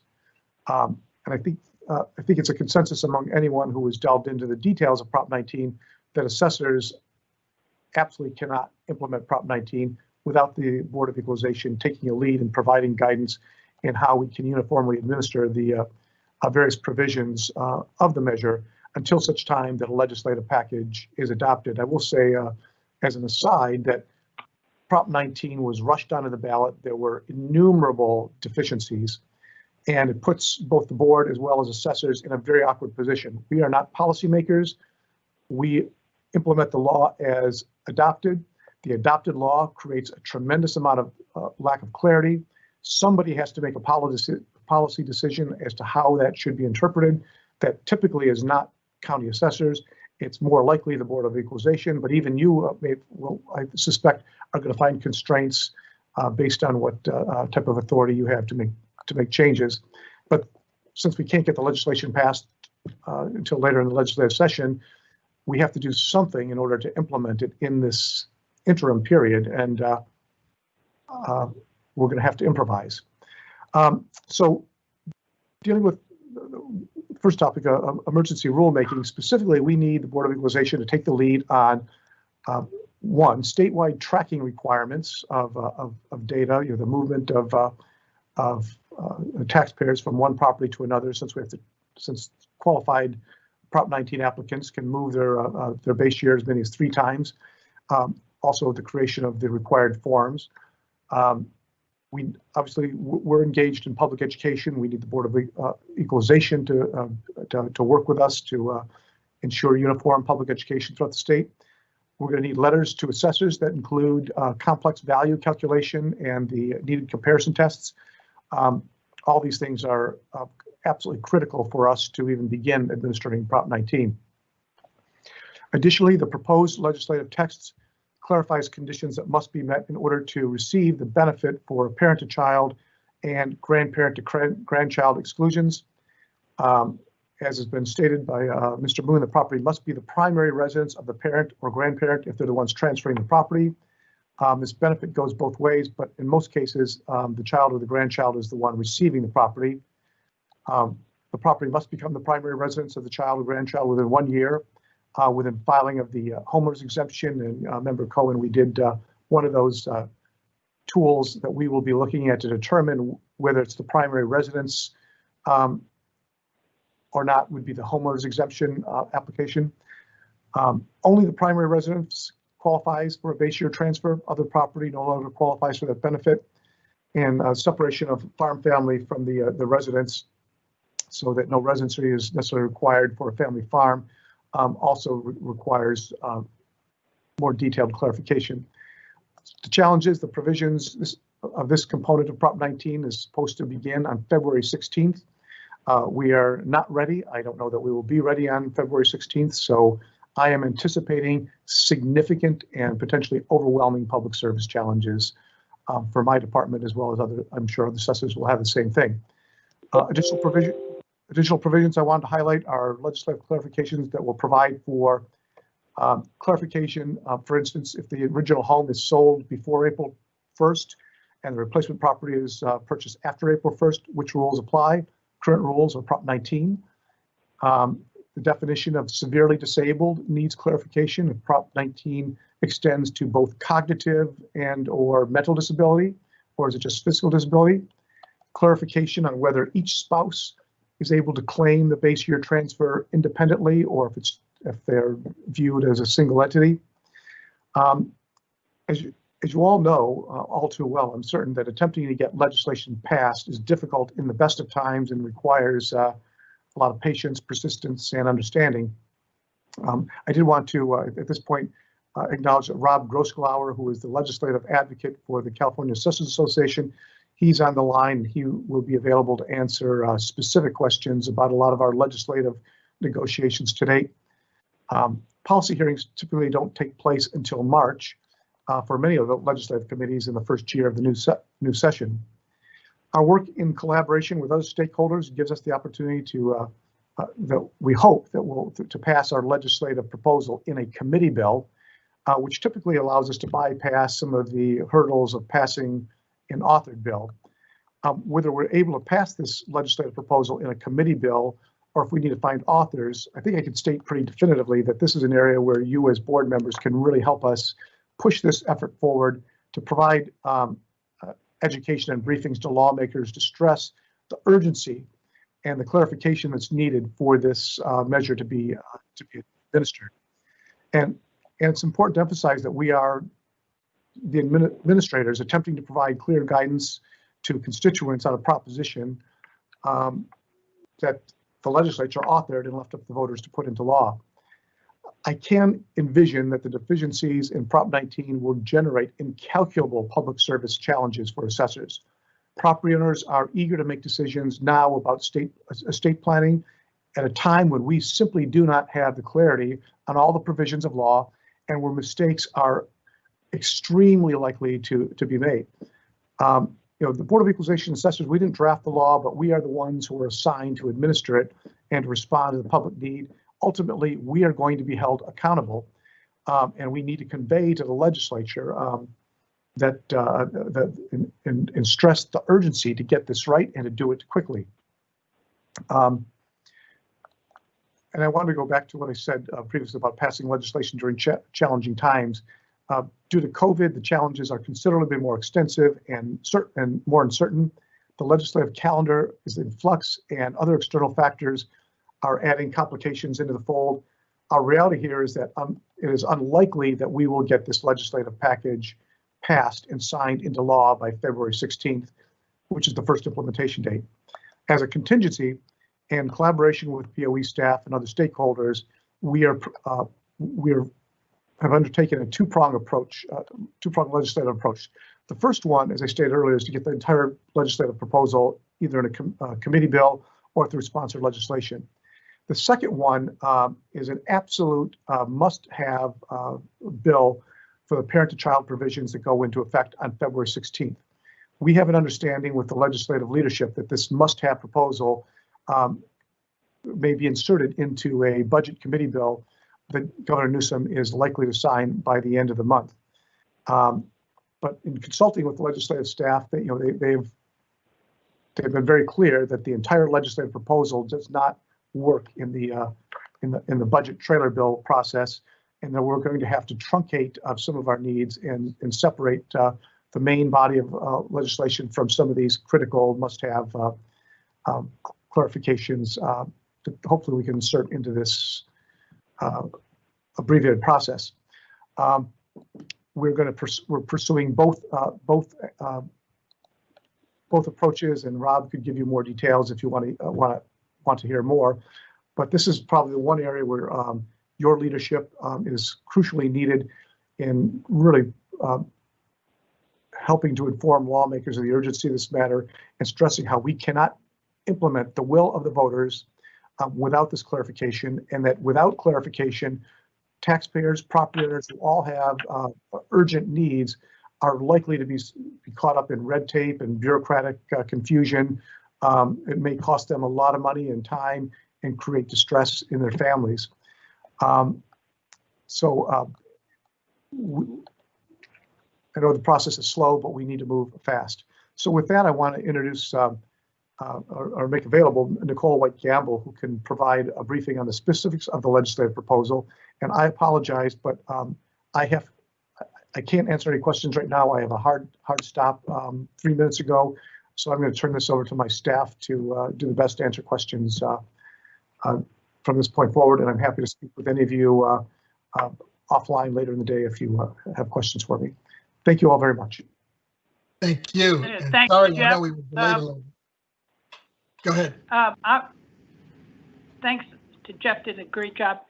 I want to suggest that Rob is available, and the next category is collaborating with the legislature, and he can give us that strategy. But so don't ask questions of these people about anything other than technical aspects, and hold your questions on process till Rob gets up.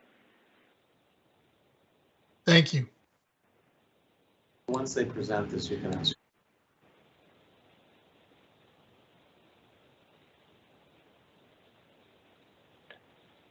Good afternoon. Can you hear me? Yes, go ahead. Good afternoon. This is Nicole White Gamble. I'm Director of Rural Services for Assessor Jeffrey Prang. And I just want to go ahead and give some additional information regarding the language that we have created and are putting forth in front of the legislature.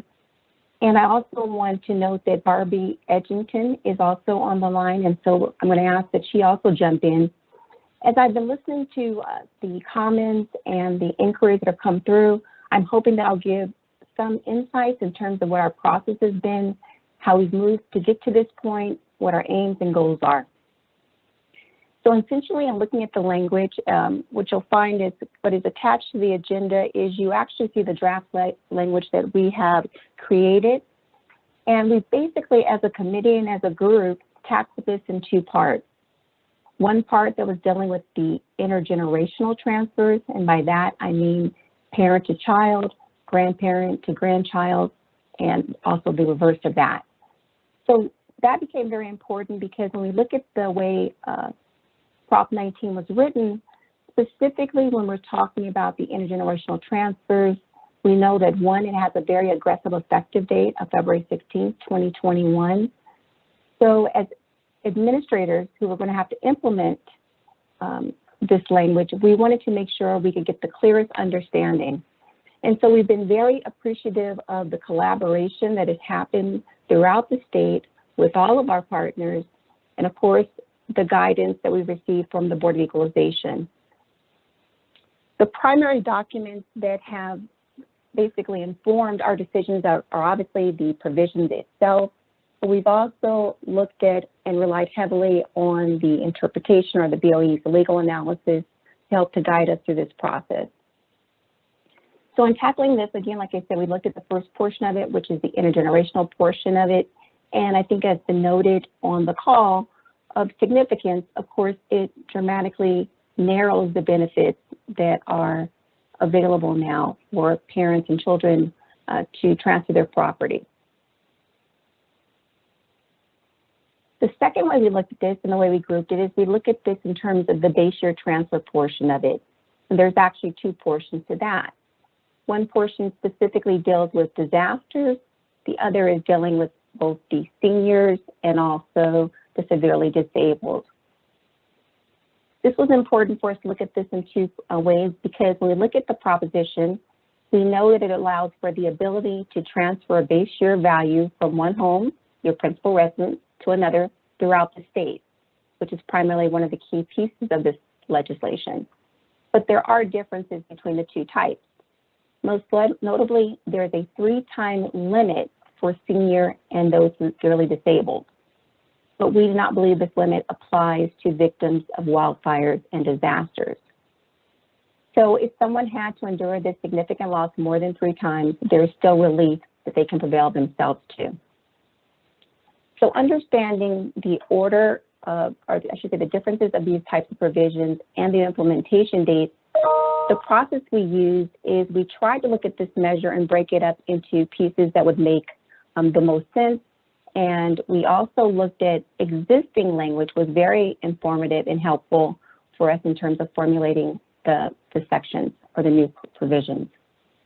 If you're looking at our document, what you'll see is the CA ad hoc team created 3 new components, and the numbers I'll reference are actually proposed numbers. They don't actually exist, but this is a way for us to tie them back to the existing legislation when appropriate. The first provision or section is 63.2. This deals with all of the intergenerational transfers. The second component is what we refer to as 69.1. This deals with disaster. And then lastly, we have what we call 69.6. This is giving us more details in terms of the seniors and also disabled exclusions. I want to preface this by saying that obviously, as we're going through this process for all of us, this has been a continuous learning process for us as we try to expand our understanding of what the intent of the legislation is, and then also understanding where those areas are there where there was gray. And when that existed as much as possible, and standing and appreciating the intent, we try to fill those areas in as much as possible. As Jeff had said, we fully realize and understand our obligation to provide as much clarity and understanding as possible to implement and administer this law. So what I'd like to do is I would like to actually start to reference the document that was provided.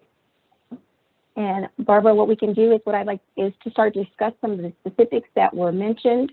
I'm going to start off, and if you look at the first page of the document as the attachment, you'll see that in 63.2, there were several questions that were raised. And one of the fundamental questions was the question regarding how farms, family farms, would be handled in the legislation. And it was noted by Richard Moon, I believe, that we are looking at this as saying that the family farm does not have to have a principal residence associated with it.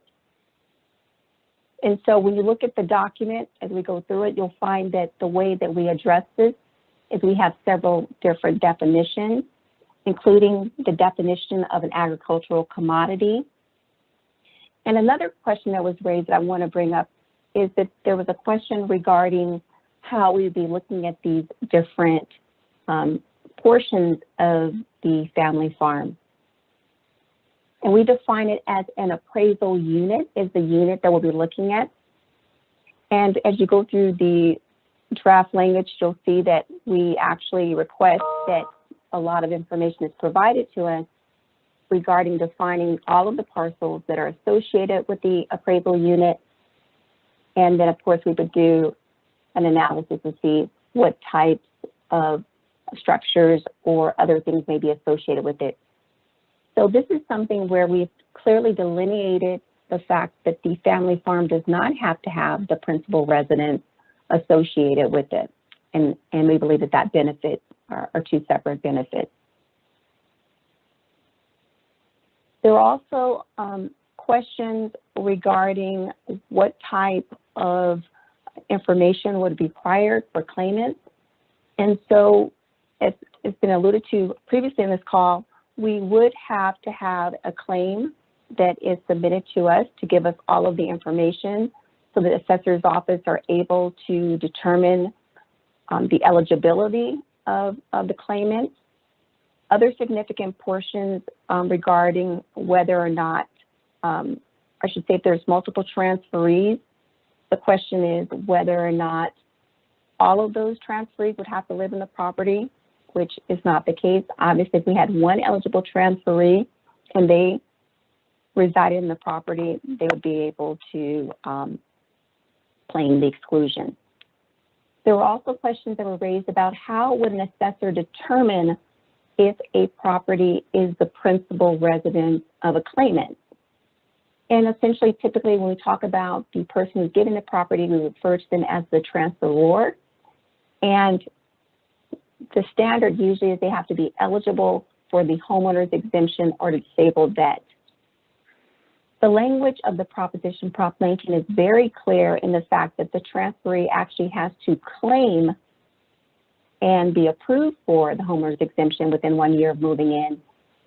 But what we're saying is the standard for the transferor, the person who would be getting the property, is they have to be eligible for that. Some of the ways that we typically would know that someone is their primary residence might be just a few examples, and there are certainly more, and I'm sure we'll get more clarification out there. But typically, this may be placed where you actually get your voter's registration, that's the address associated with it, and your driver's license may show this.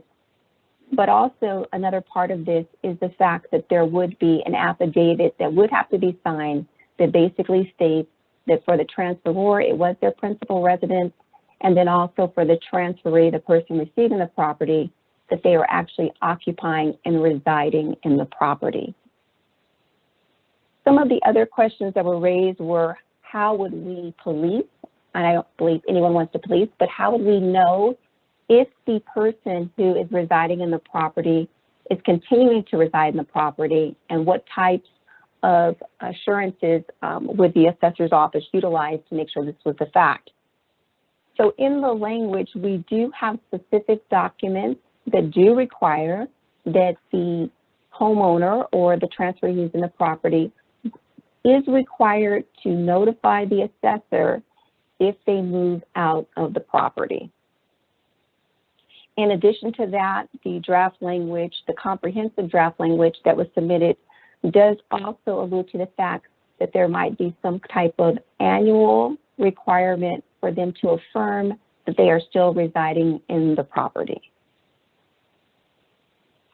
Nicole, I need to interrupt you for a second because our lobbyist is overbooked, and I want to get him on before he leaves, and then we'll come back to you. Excuse me for the interruption, but we've slid way behind schedule. So, Rob, why don't you tell them what the process is and where we are in the process? I think Board Member Cohen asked about that for sure.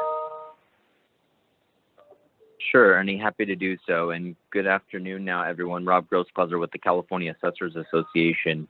The CAA, along with the board and many interested parties, have been educating legislative staff in both the Senate and the Assembly, as well as the governor's office, on the clarifications necessary and the sensitivity to the timing of things. That process has been underway for a few weeks now.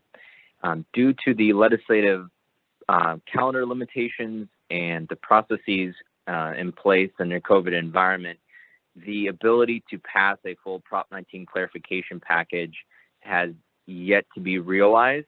It doesn't mean that it won't occur. It just means that the timing is quite difficult. And so with that, we also might be put into place that a smaller portion of the cleanup will be necessary to meet the February 15th deadline, and then the larger package to be worked on between now and April 1.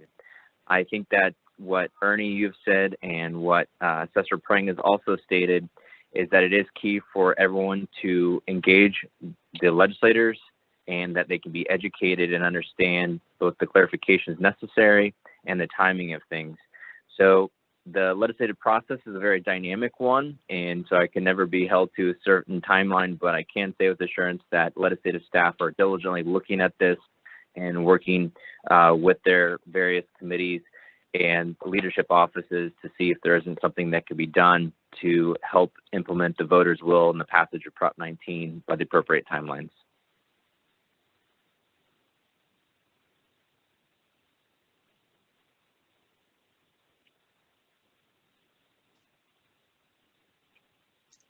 Mr. Jornberg, is there others?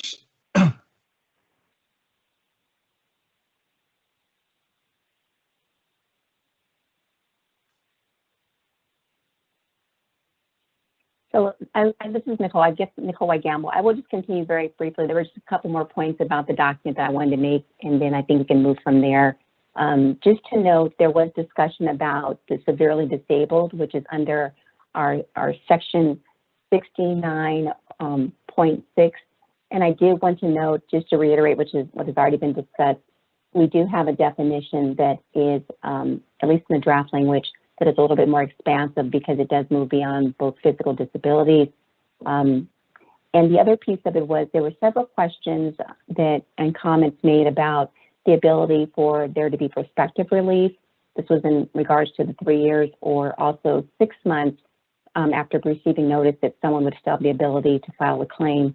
And I would just like to state that in the language that we provided, the draft language does include sections that address those issues.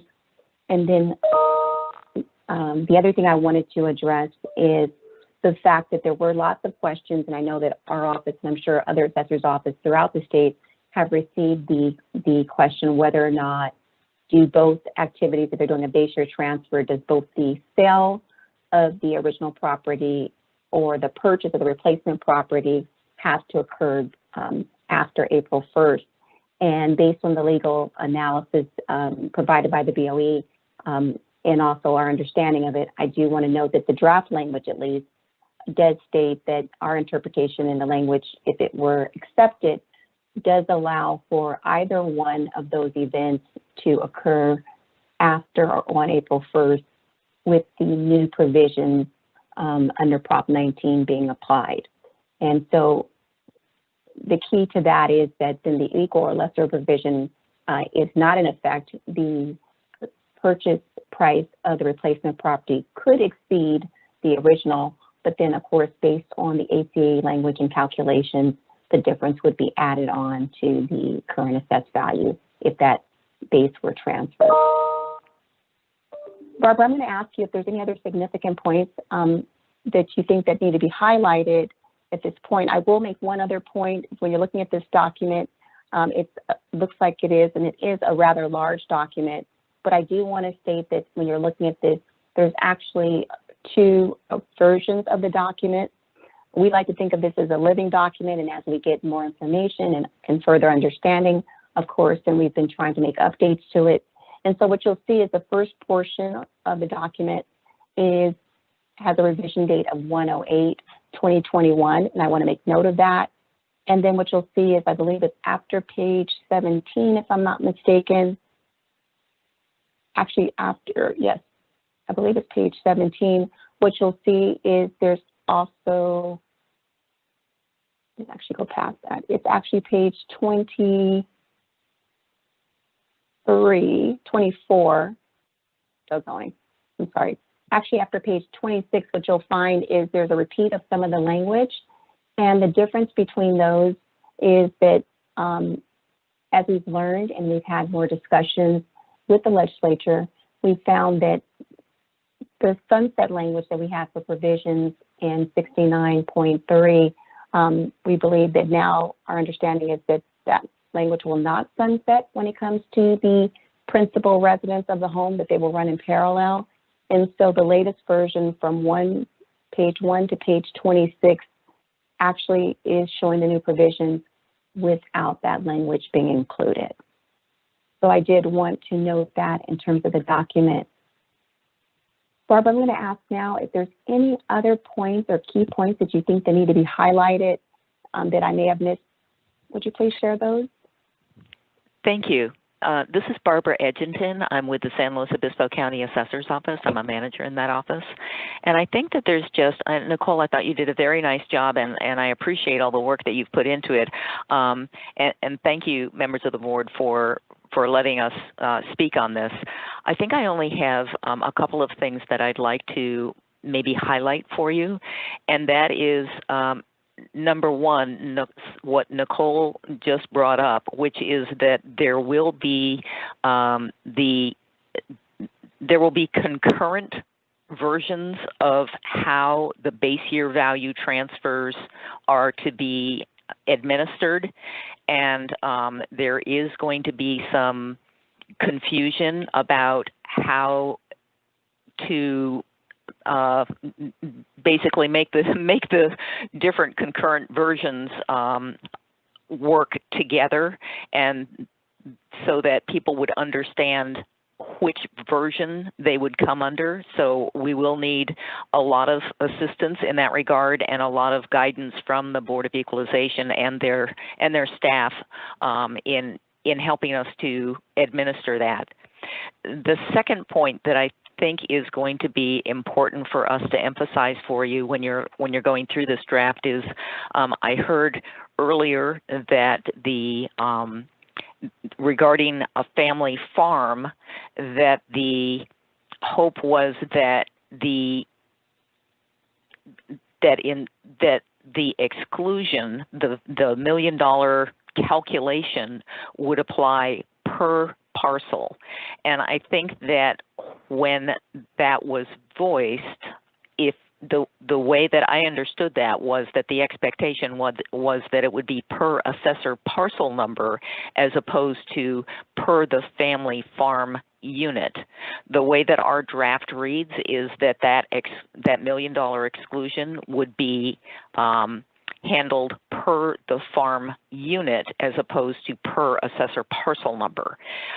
As was mentioned, some of the farms may be a single assessment number and others may have many multiples of assessment numbers. So depending on how the particular county has mapped those particular farm, what's ended up as the farm unit, some farms may end up with many multiples of that $1 million application if it was per assessor parcel number, while others may end up with only $1 million exclusion applied to it. So I think that it's important to, number one, recognize that particular issue, and then to provide guidance to the on how you think that should be administered and by assessment staff, and how you believe consistency can be handled in regard to that. And other than that, I don't think I have anything that I wanted to highlight. And if you have any questions, we'd be happy to try to answer them.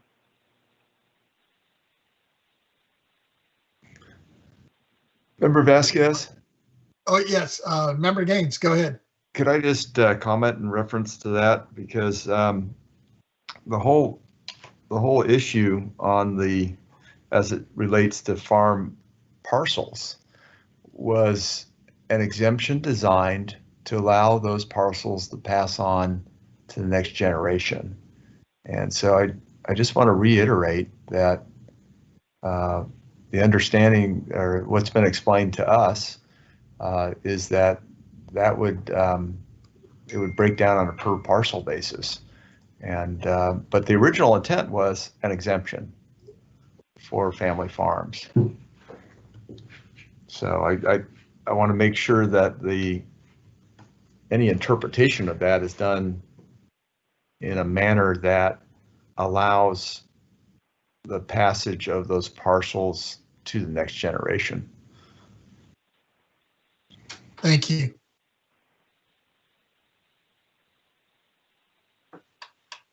Is our chair, Mr. Dronenberg, still on the line?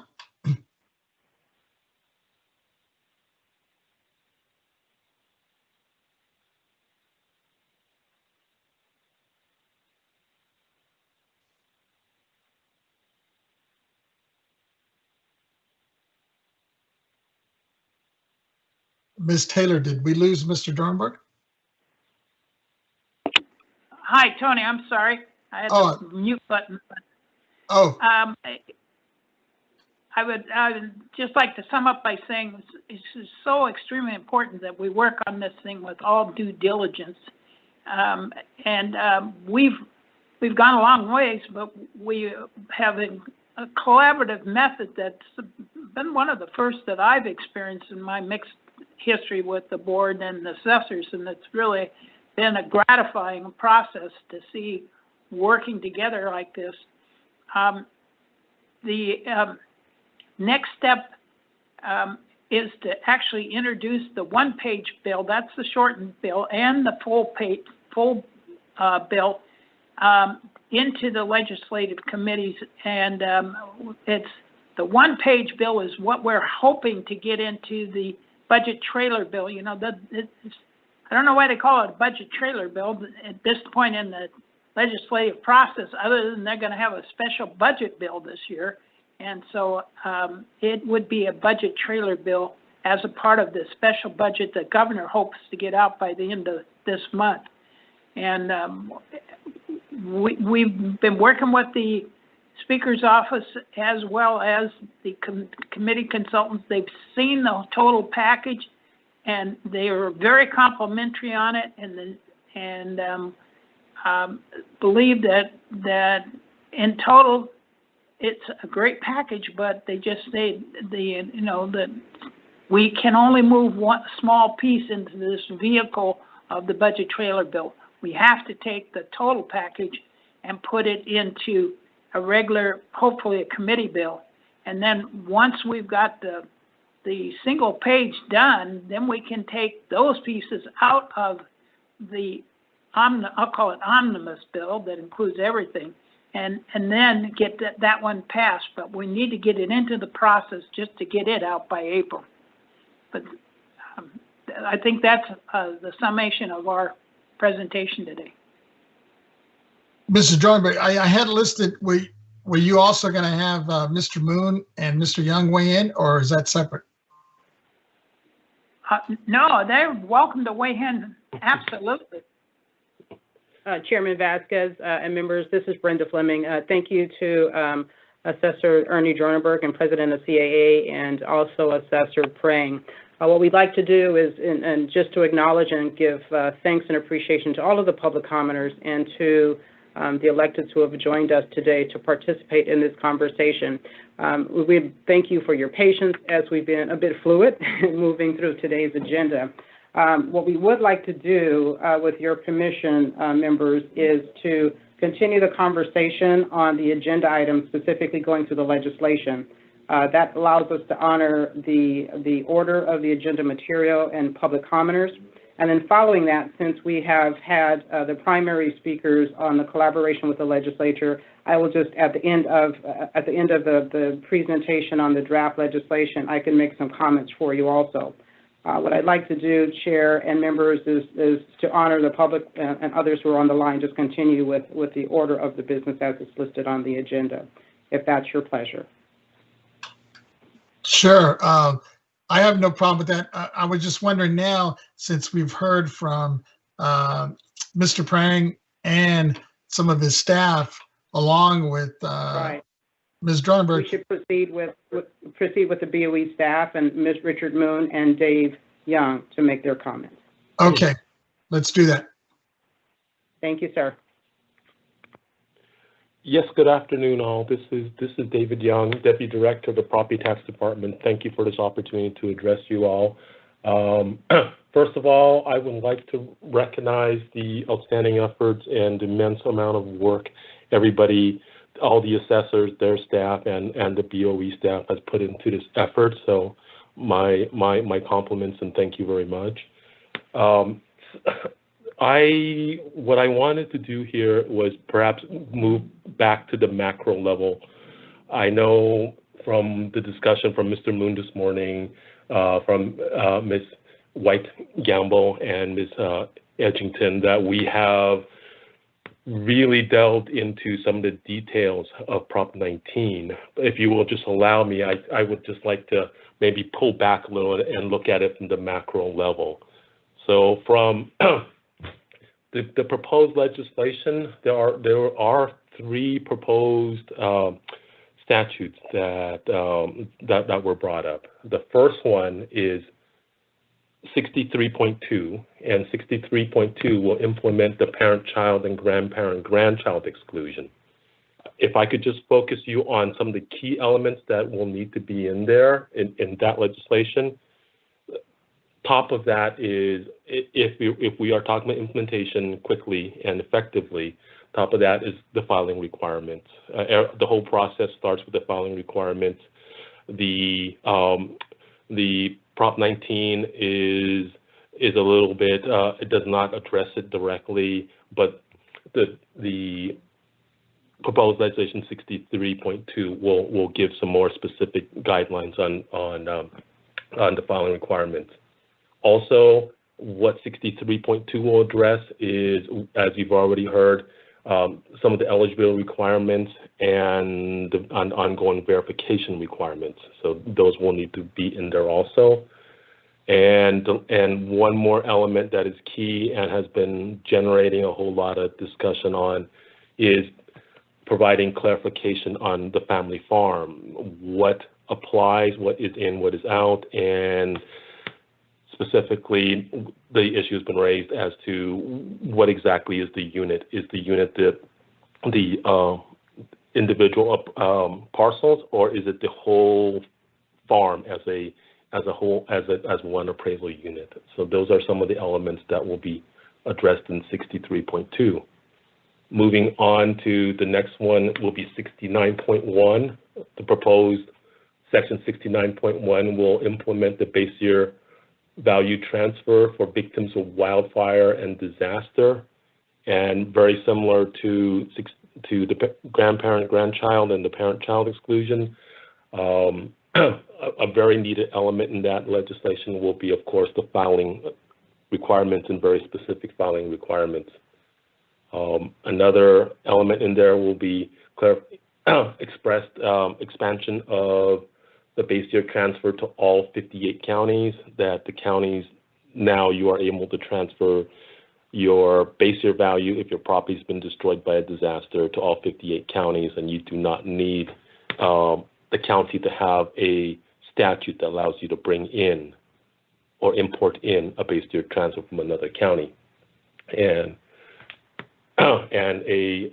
the removal of the value limitations. So now that before you had to qualify under a specific value that had to be equal or the same as the original home, there has been a removal of that requirement. So anything above it, you can transfer to a replacement home that is actually valued higher, but the difference will be then added to the base year.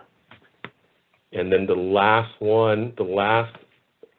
proposed legislation will be section 69.6, and that will implement the base year transfer for seniors and the severely disabled.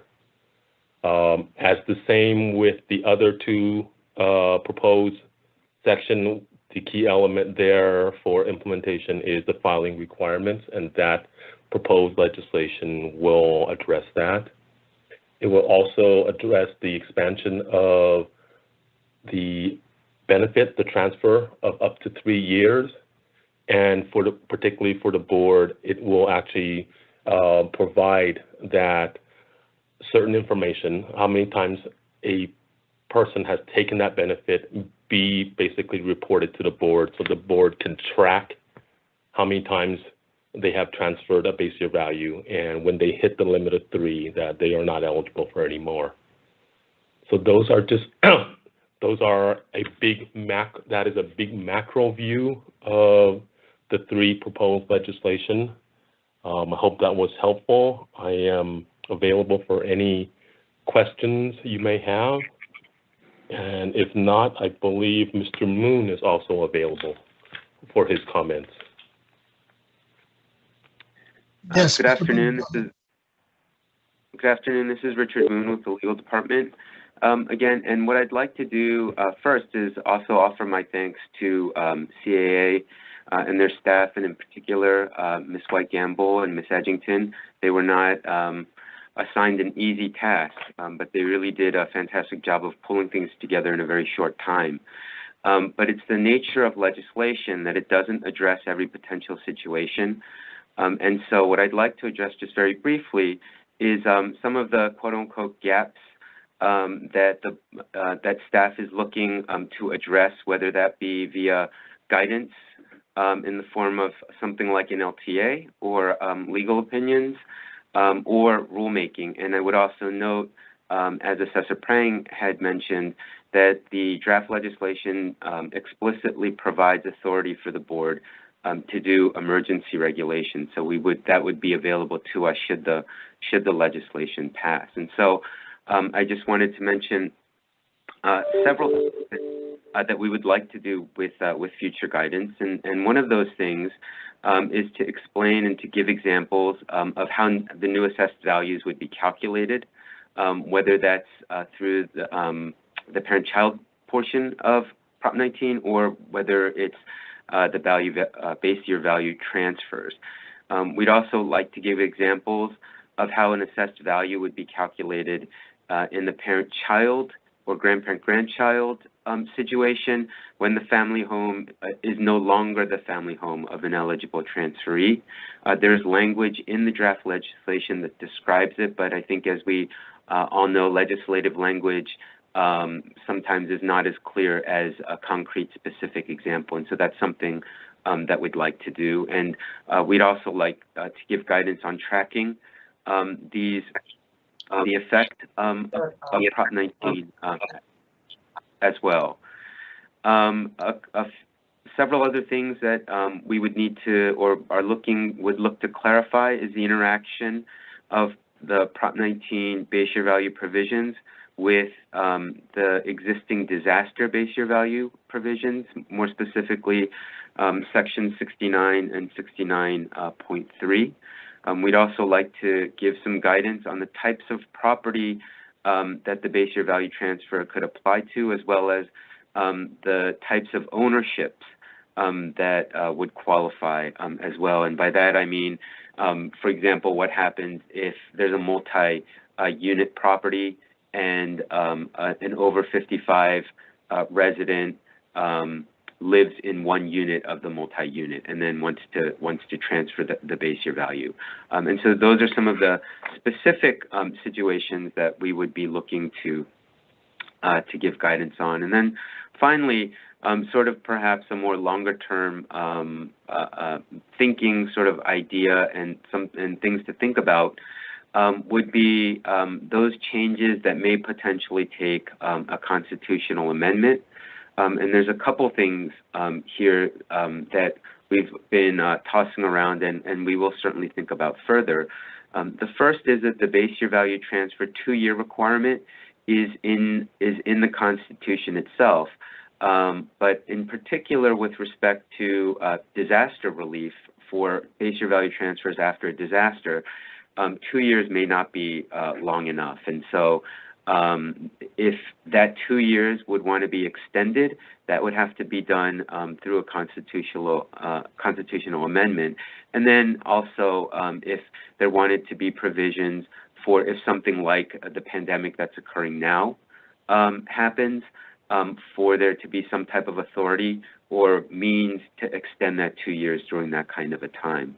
And then the second item that I had wanted to mention was we have gotten a lot of questions about the prospective or retroactive potential relief for transfers that are made, both the purchase and the sale, prior to April 1, 2021. There is currently no prospective or retroactive relief provided for in Prop 19, and if that's something that the legislature deems desirable or necessary to do, that's something that would also need to most likely be done through a constitutional amendment. And those are the things that I had wanted to highlight, and I'm happy to take any questions that you might have. Mrs. Dronenberg, I believe that concludes all the presenters, correct? Yes, it does. Anybody knows? Let me just remind those that are not speaking to please mute your mic. And just thank you, Ms. Dronenberg, and I know Mr. Prang, who had to leave, but then, of course, our staff, Mr. Moon and Mr. Young, for all your dedication, especially over the holidays. I know you guys were working really hard to craft this well thought out legislation. Let me ask the members, now that I got logged back on, I'm not able to see can't see if you're on your visual. So I'm just going to go down the list of the members and see if there's any questions. I'll start with our Vice Chair Schaefer. Thank you, Chair Vasquez. I want to thank Mr. Dronenberg and all of the assessors for working so closely with our staff to try to get the right answers here. I notice on the proposed parent-child and grandchild exclusions, we define children as any child born of the parent or parents, except a child is defined in subparagraph D who has been adopted by another person or persons. And then you go to subparagraph D and it talks about anybody who is adopted other than an individual adopted after reaching 18 years of age. we're drawing a distinction between adopted children that are under 18 or over 18, or I guess what we're doing is we're zeroing in on the fact if you're going to be an adopted child, you've got to get your adoption in sometime between birth and 18 and not thereafter, like the theory that if somebody adopted somebody over 18, it might be just for purposes of favorable tax treatment. Is that really why we had that provision in there? Because the law of the state is that a child ends at 18, and we're only giving relief to child and grandchild here. So if that's the case, that's already in the law. We really don't need to start defining before or after age 18, do we? Does somebody speak to that?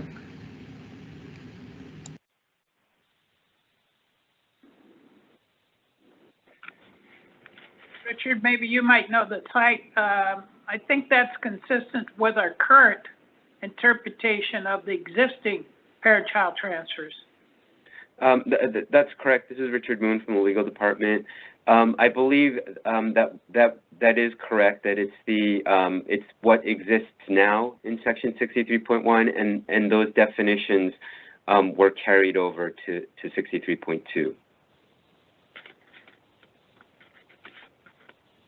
I just want to know that we're protective whenever we can to people under 18, whether they're natural or adopted doesn't really make any difference, and we should be alert to that. Thank you. Thank you. Member Gaines. No further comment. Thank you. Member Cohen.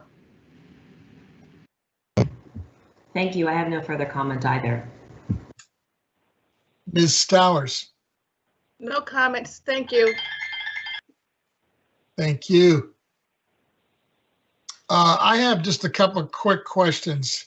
And my first one is to Mr. Dronenberg regarding the parent-child exclusion. There isn't anything in this proposal, I guess, as I look, section 63.2, about situations where a transferee or temporary vacates a principal residence. For example, if a transferee is called away for military duty or is in a convalescent hospital, what do you suggest, or do we need to maybe state that in some kind of a temporary LTA for some assistance there? Well, I think putting it in an LTA never hurts. But because I think the principal, at least speaking from this office, thinking on how we're going to administer, we're going to rely heavily on the homeowner's exemption. And that's an annual thing. So if somebody leaves the house for 6 months because of a requirement that they be gone, it's not going to affect the homeowner's exemption. There's still the principal residence, and is, that of course is checked by the franchise tax board and the assessors checking the homeowner's exemption. So that would be my initial response to that question. Thank you. Chair Vasquez, this is Richard Moon from the legal department. Thank you, Richard. Sure, go ahead. If I could chime in, you're correct, there is no definition or exception carved out specifically in 63.2 for those temporary type situations. And that's also the same for 63.1. And I think one of the reasons why there's no exception carved out specifically is because for the homeowner's exemption, there's an understanding that if you're away from your home temporarily, that's not by itself going to remove that home as your family residence. So, and I think those interpretations are imported in to our understanding of how the parent-child exclusion works. So, for example, if somebody were a member of the military and they were deployed overseas for 2 years, that would not cause them to lose by itself the homeowner's exemption on a home that they would have here. Thank you. I understand Mr. Prang is back with us. So I have a couple questions for him. The first one is actually it's in relationship to the base year value transfer for seniors and severely disabled. And the first one is the proposal authorizes the cancellation or refund of taxes on a replacement home to the extent that they exceed the amount due upon transfer of a new base year value to that home. So if someone, for example, let's say in Malibu sells their home for 4.8 million with a low base year value and purchases or rebuilds a $900,000 home in another part of the state or county, does that claimant get a refund?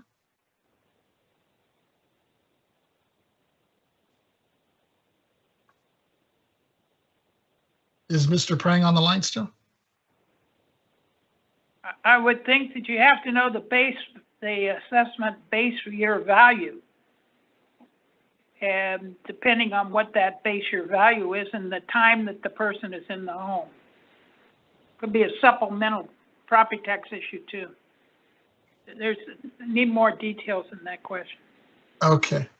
But at the end of the day, if somebody did do a transfer value on a piece of property that they sold that was worth more than what the new or the purchase of the relocation of a new home, for example, they would be entitled to some kind of a refund. Is that correct? No, I would have to go to my counsel, but we're not in the refund business. We can reduce their values, but we don't give taxes back unless we've incorrectly appraised them. That's just the basic tenet. If we, under the new rules, we made a adjustment in the value and it was more than what the property was worth, and they've already paid the taxes, then we would give them a refund. Okay. So moving forward, it would get adjusted basically. Yeah. Okay. Yeah, somebody proposed this, and when they asked me the question, I wasn't sure. That's why I'm bringing it up. So, but that makes sense. I hear what you're saying. So at the end of the day, it doesn't really go retroactive, but rather moving forward when they move into their new home, if it's obviously at a lower value, they would be paying less taxes. Yeah. Yeah. They have to pay some taxes that were erroneous before we'll give them a refund. And we're moving bases here. We're not moving taxes per se. Okay. This is Barbara Edgington. I'm wondering if I could just make a couple of comments in relation to that. I can barely hear you. Hard to hear. I said this is Barbara Edgington from San Luis Obispo, and I wondered if I just might make a couple of comments in relation to your question. Sure, go ahead. Thank you.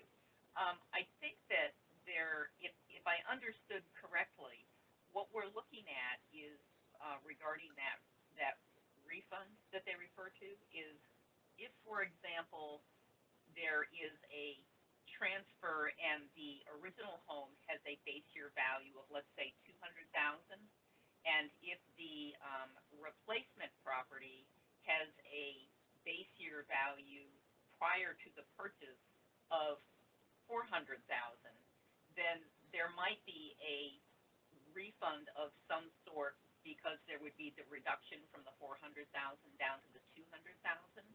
But it's not a refund per se of the difference between the sale price of the 4.8 million down to whatever their purchase price is for the replacement. It's looking at the base year values between the original and the replacement.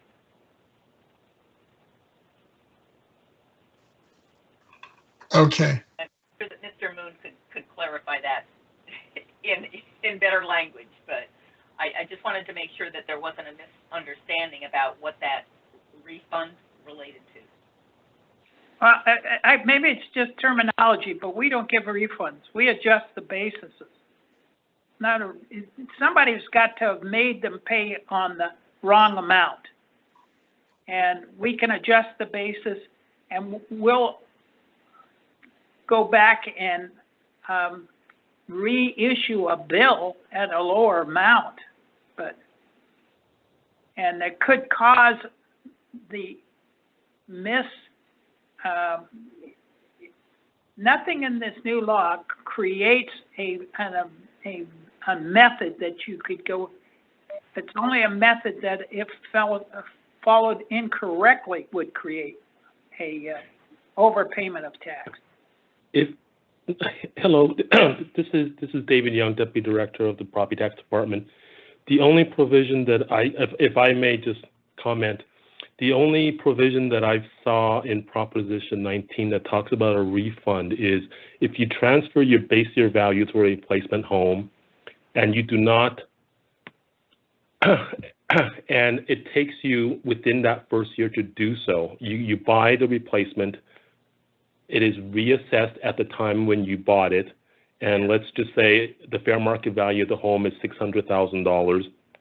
Within the first year, you are able to transfer your base year value from your original home, and let's say that original base year is $200,000.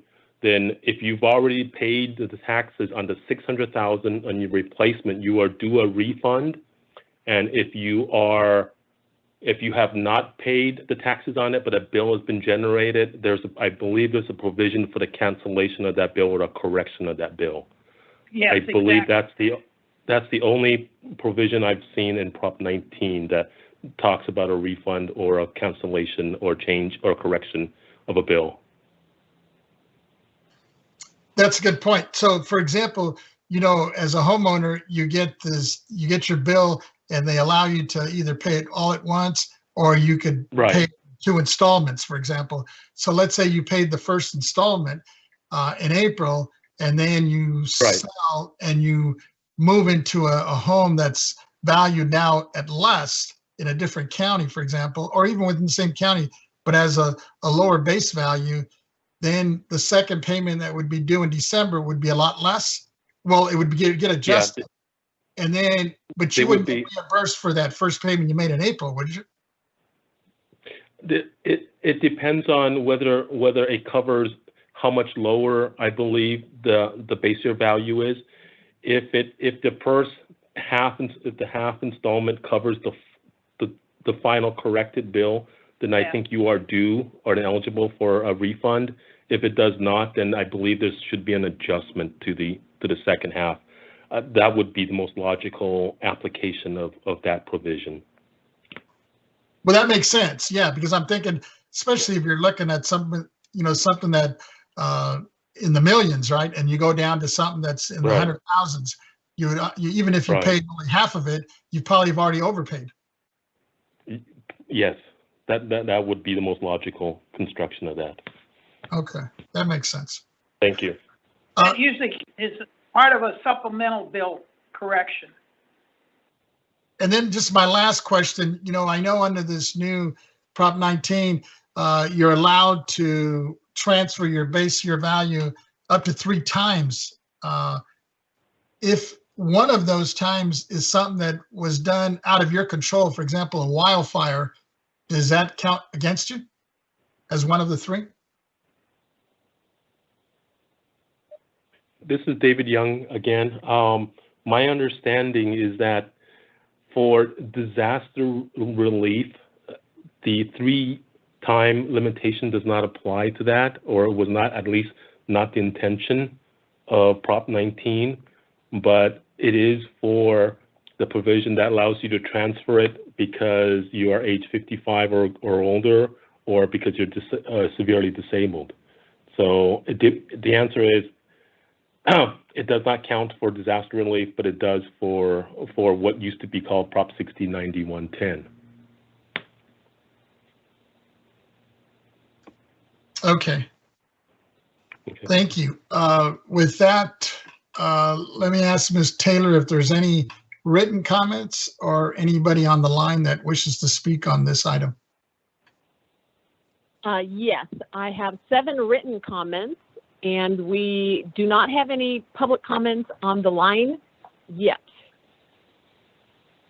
Please go ahead. Okay. Our first comment is from Joanne. I voted against Proposition 19 because of the provision that was slipped into the Home Protection for Seniors, Severely Disabled Families, and Victims of Wildfire or Natural Disasters Act regarding parent-child and grandparent-grandchild exclusion. This act constitutes legal theft against taxpayers without notice. The public was totally misled, and now you're in the process of legally clarifying the gray areas after the fact. That needs to be resolved in order to implement this proposition. However, you've given a hard date of February 16, 2021 for parents to transfer their properties to their children in order to obtain the exclusion before the law is finalized. Obviously, someone is in a hurry to take advantage of this license to steal. The assessor's office and BOE cannot answer any questions because implementing the statute is yet to be determined. The first part of this prop should have been a standalone proposition for voters to vote on. Most people still do not know how the second part of Prop 19 will affect their family's properties to their children, let alone giving a February 16th date to comply by. Corporations don't pay taxes, churches don't pay taxes, rich people don't pay taxes, yet you come after the taxpayers to steal their property one way or the other. I understand that the California Association of Realtors were responsible for this prop, backed by others, and more than $50 million to support this effort to get the prop passed that will directly financially benefit realtors. Shame on all of you. How do you expect anyone to trust what the government is up to when you pull these kinds of misdeeds? The information prepared for taxpayers to read the pros and cons of each of the bills prior to voting are very misleading. Find another way to take in revenue, but what's been proposed is theft. The next comment is from James Cunningham.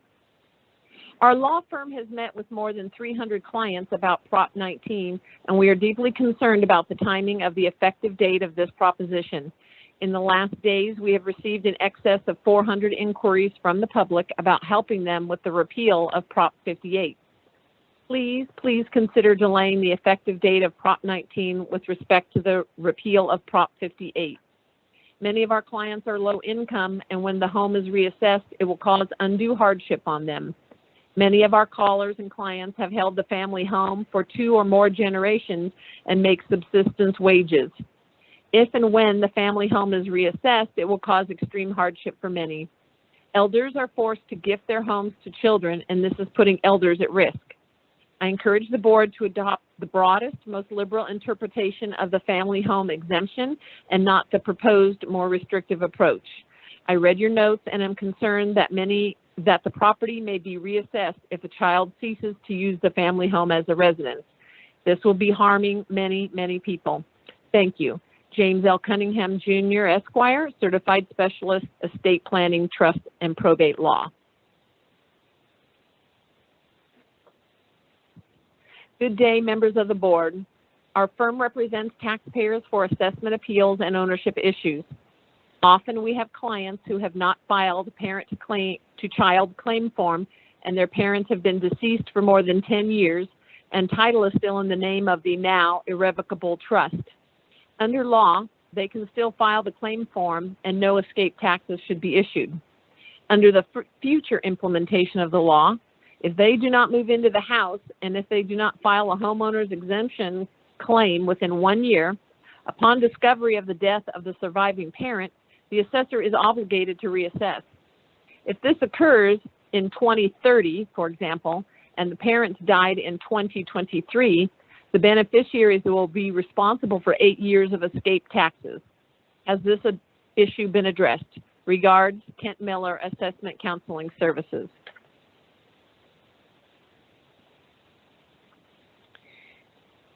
This is a comment from Esther.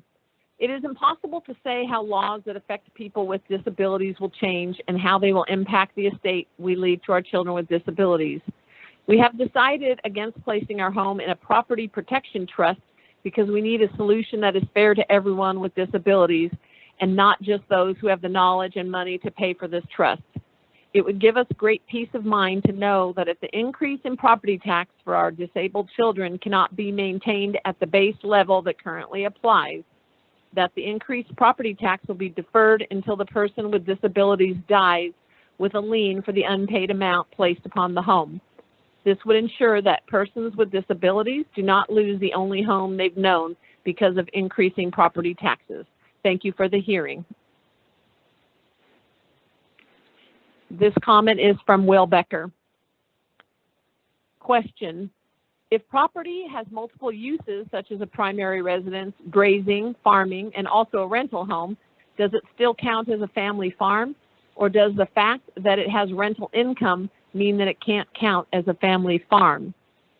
Please address these Prop 19 issues.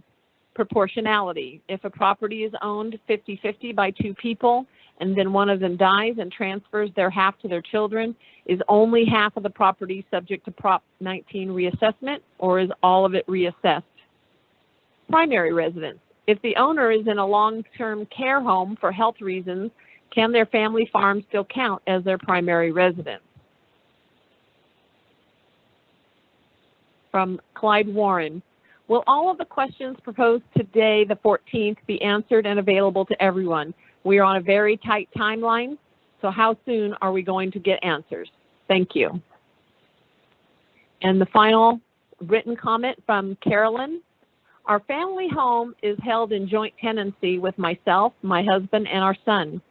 With this kind of ownership, as each person dies, it goes to the others equally and automatically. Does the Prop 13 exception from reassessment from parent to child pass on this way as long as this was before February 15th? Is the date of the transfer when the joint tenancy was established, or as each person passes away, it is reassessed? Those are the final written comments. I'll move on to the AT&T operator. AT&T moderator, can you please let us know if there is anyone on the line who would like to make a public comment regarding this matter at this time? Yes, for any public comment, you may press 10 at this time. And our first public comment will come from Scott Kaufman. Please go ahead, your line's open. Hi, this is Scott Kaufman from the Howard Jarvis Taxpayers Association. We appreciate the cleanup language put forward by the assessors, but with such a tight deadline, the fact that the law needs 30-plus pages of fixes to be effectively administered says to us that taxpayers desperately need an extension on the implementation of at least the inheritance provision until this is all figured out.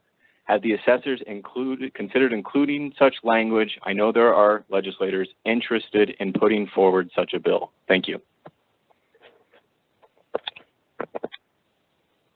Thank you. And our next public comment will come from Marianne Welsh. Your line is open.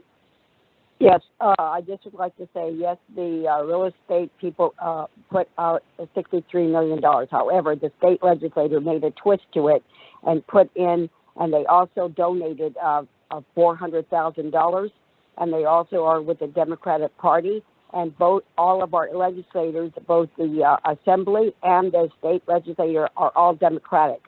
So as far as I'm concerned, that's also a conflict of interest. But my main concern is this proposition is completely illegal because there's more than one. There's more than one issue on it. It's an issue of the fire people and the victims, and it's an issue of the inheritance people. That's two separate issues. What they tried to do is tie it in to taxation. However, it's two separate issues. And so therefore, this is an illegal proposition that should be completely eliminated now. And you could see by all of the questions today that this is a big problem for middle-class people. This is a big problem for people with disabilities. This is a big problem for anybody with any property. It's what the other lady said at the beginning. This is a theft. This is stealing from people's only wealth. And most middle-class people, their only wealth is their home. And for the state to rip us off at this time with a virus going on, with the economy sort of in a tank right now, is absolutely outrageous, to say the least. It needs to be completely repealed. It needs to be thrown out. It was wrong for the legislators to do it. It was totally corrupt, and they're only were looking for money. And no matter how much money we are taxed in this state, the legislators don't even use the money correctly anyway. There's never enough, never enough.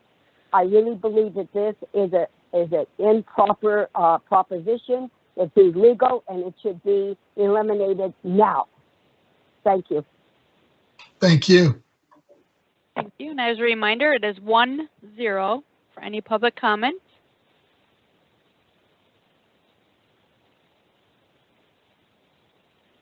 And we have no public comment in queue. Thank you. Members, we're looking at 2 more presentations, and I understand those will be rather short. I was wondering what the will is of the members. Do we want to take a short break and continue? Vice Chair Schaefer here. Are we done with the meeting, Chair Vasquez, if we have these additional 2 items? I believe so. That's why I was asking if we can go through it, unless, maybe we might want to take just a short 5-10 minute restroom break. Okay, I would move we have a 5-minute restroom break and then go on, and that means the meeting would end after we hear those 2 items. And then we can go to lunch. That works for me. Let me see. Member Cohen? Yeah, I'm in agreement with. You're good with that? Okay. Schaefer's proposal. All right, so why don't we go ahead and just take like basically a little restroom break. You want to say 5, what's good, 10 minutes? 5 minutes isn't good. Is 5 minutes good? Yeah, All 5 right. minutes is good. We'll get back to it. So I have 12:55. We say at 1 o'clock we'll reconvene. All righty, let's do that. Okay, let's go. Mute your mics.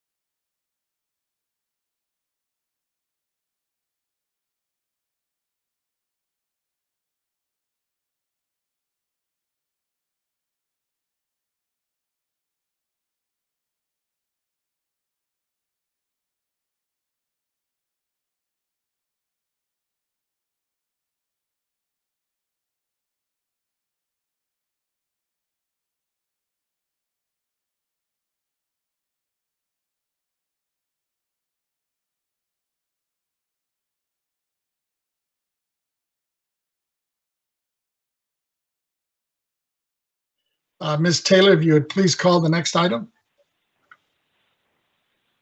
The next sub-item is M1A4, the collaboration with the California State Legislature, presented by Mr. Ernest Dronenberg and Ms. Brenda Fleming.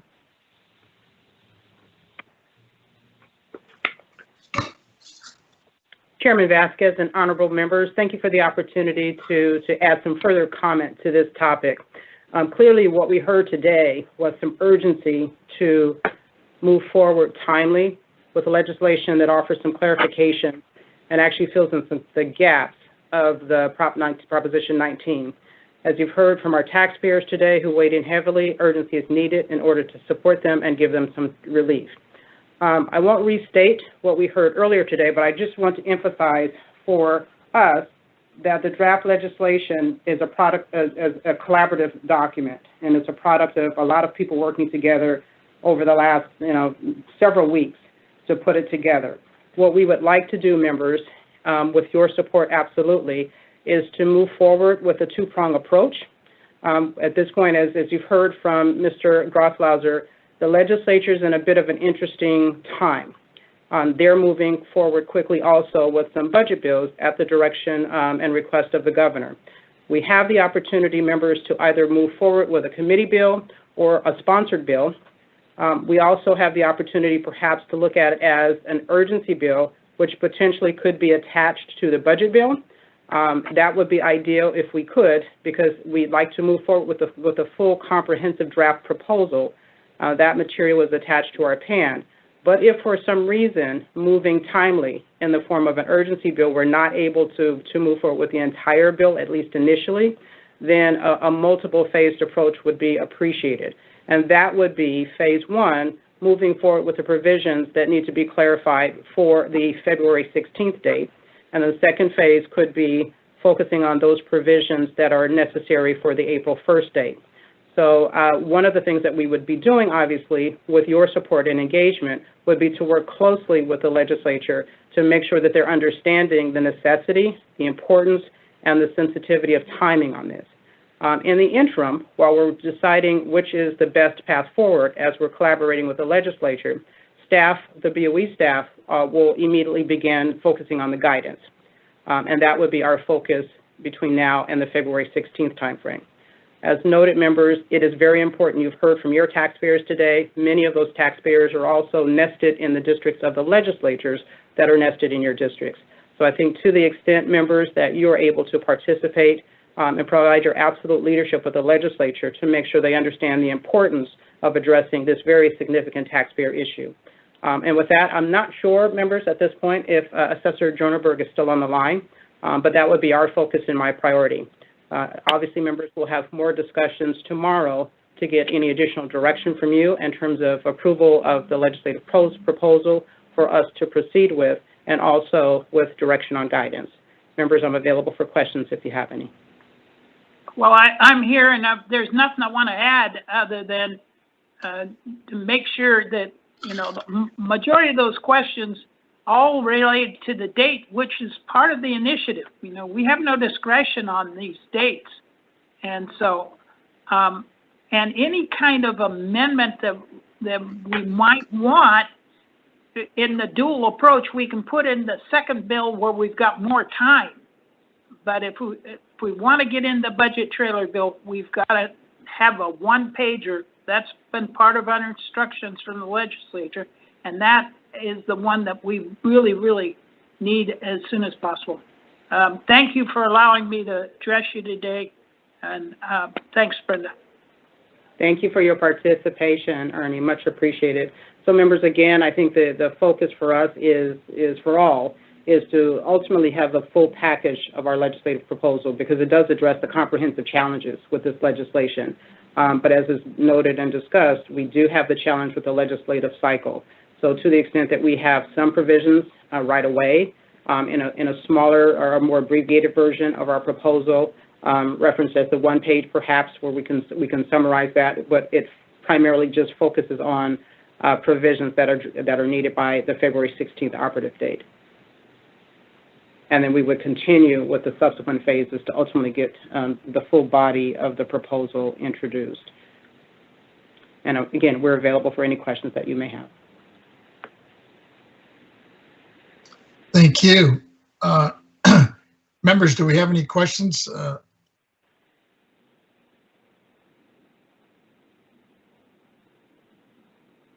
Thank you, members. Seeing and hearing none, let me just ask one quick question.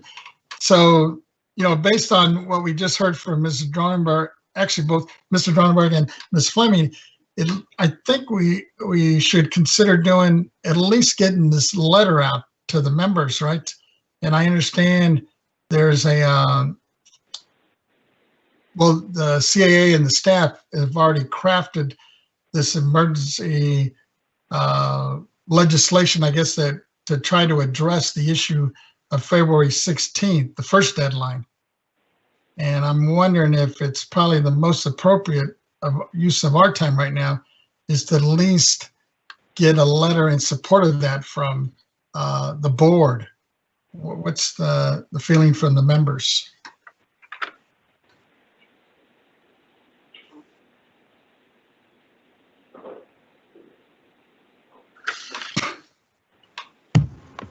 Chair Vasquez, what is it exactly you're asking for? You wanted to hear from us about a letter?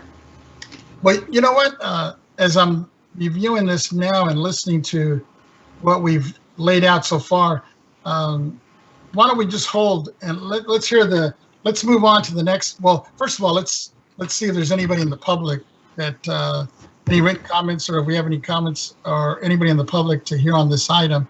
Because at the end of the day, I think we should just stick to what I had said originally at the outset in the beginning, just, to put us back, I guess, on really listening mode, and then come back tomorrow with really the action items and motions that we all see fit after we have the opportunity to digest what we heard today, plus information and the discussion that we had among ourselves. Why don't we do that? Let me just get Ms. Taylor to check to see if there's anybody, if we have any written comments on this item, or to check with AT&T if there's anybody on the line on this specific item. Oh. Thank you. There are no written comments for this item. AT&T moderator, can you please let us know if there is anyone on the line who would like to make a public comment regarding this matter at this time? Yes, any public comment, you may press 10. And our first public comment will come from, one moment, 10 for any public comment. Our next public comment will come from Mary Ann Welsh. Your line's open. Yes, I would just like to thank the board for this, because it's the only time the public has been able to talk about Proposition 19, because our legislators do not allow us any kind of information, because they work for themselves and not for the people. I just like to say thank you for all of you, but I'd like to just make a couple of comments here. An increase of 600 to 700% on property tax is unjust, especially for hurting families at this time. The government forcing a sale or telling people what they can do with their property is not freedom of choice, but more like a socialist communist government. Also, Proposition 19 was written in a deceptive manner, prejudiced and unconstitutional, is a civil rights issue, has over 2 separate items, which is unlawful for sure for the voters to vote on, received no public hearing or review by the people of California before the vote, is a fraud to the voters. Worse, unknown to the voters, the legislator underhandedly passed the 3 California constitutional amendments and Senate Bill 300 to put on the ballot the last minute, and Governor Newsom signed it. What I would hope this board could do more than anything else, because they're passing all of their issues over to the Board of Equalization, I would hope that the board doesn't send anything and just tries to put this legislation right now for the money they're trying to collect on hold. And I thank you again for having this meeting. I think it's very important, but I hope the board could just, instead of you guys doing the work of the legislators, I would hope that your the board could just send them, the legislators, and tell them, let's put this on hold. There's too many issues and the public is very upset and people are hurting right now. And and on top of it, the vote was, there was only 327,000 votes they got, which is a little bit over 51% of the voters out of 40 million people in the state of California. Thank you very much for this whole conversation. Thank you all. Bye. Thank you. Member Vasquez? Yes, Member Gaines, go ahead. Chair Vasquez, excuse me. Just to clarify on that issue, it's my understanding that we don't have the authority to slow this down. That dates are specific within the initiative itself. I'm wondering, could we get a comment on that from Mr. Moon or someone at the BOE? But don't we have to follow the initiative as it's written in terms of the timelines? Member Gaines, I would love to Moon. slow it down if we could, so we get more clarity, but I just don't think we have the authority. This is Richard Moon with the legal department. You're correct. The operative dates are written into the constitutional amendment, the initiative itself. And so we would not have the authority. We do not have the authority to change those dates. Okay. Well, I'm sympathetic to the concerns of the individual that had spoken, but I just wanted to clarify that so that she is aware of what our parameters are as members of the BOE. Thank you. Good point. Thank you. Anybody else, Ms. Taylor? I believe there's still someone on the AT&T line. Okay. Yes, our next public comment comes from Peter Kaiser. Go ahead. Individual that had spoken, but I just want to clarify that. Peter Kaiser, your line is open. Yes, I'm ready. Do I start speaking? Sure, go ahead. But you may want to turn down your audio because it sounds like you're getting some backfeed there. Hi, yes. My name is Peter Kaiser, and I'd like to speak to this.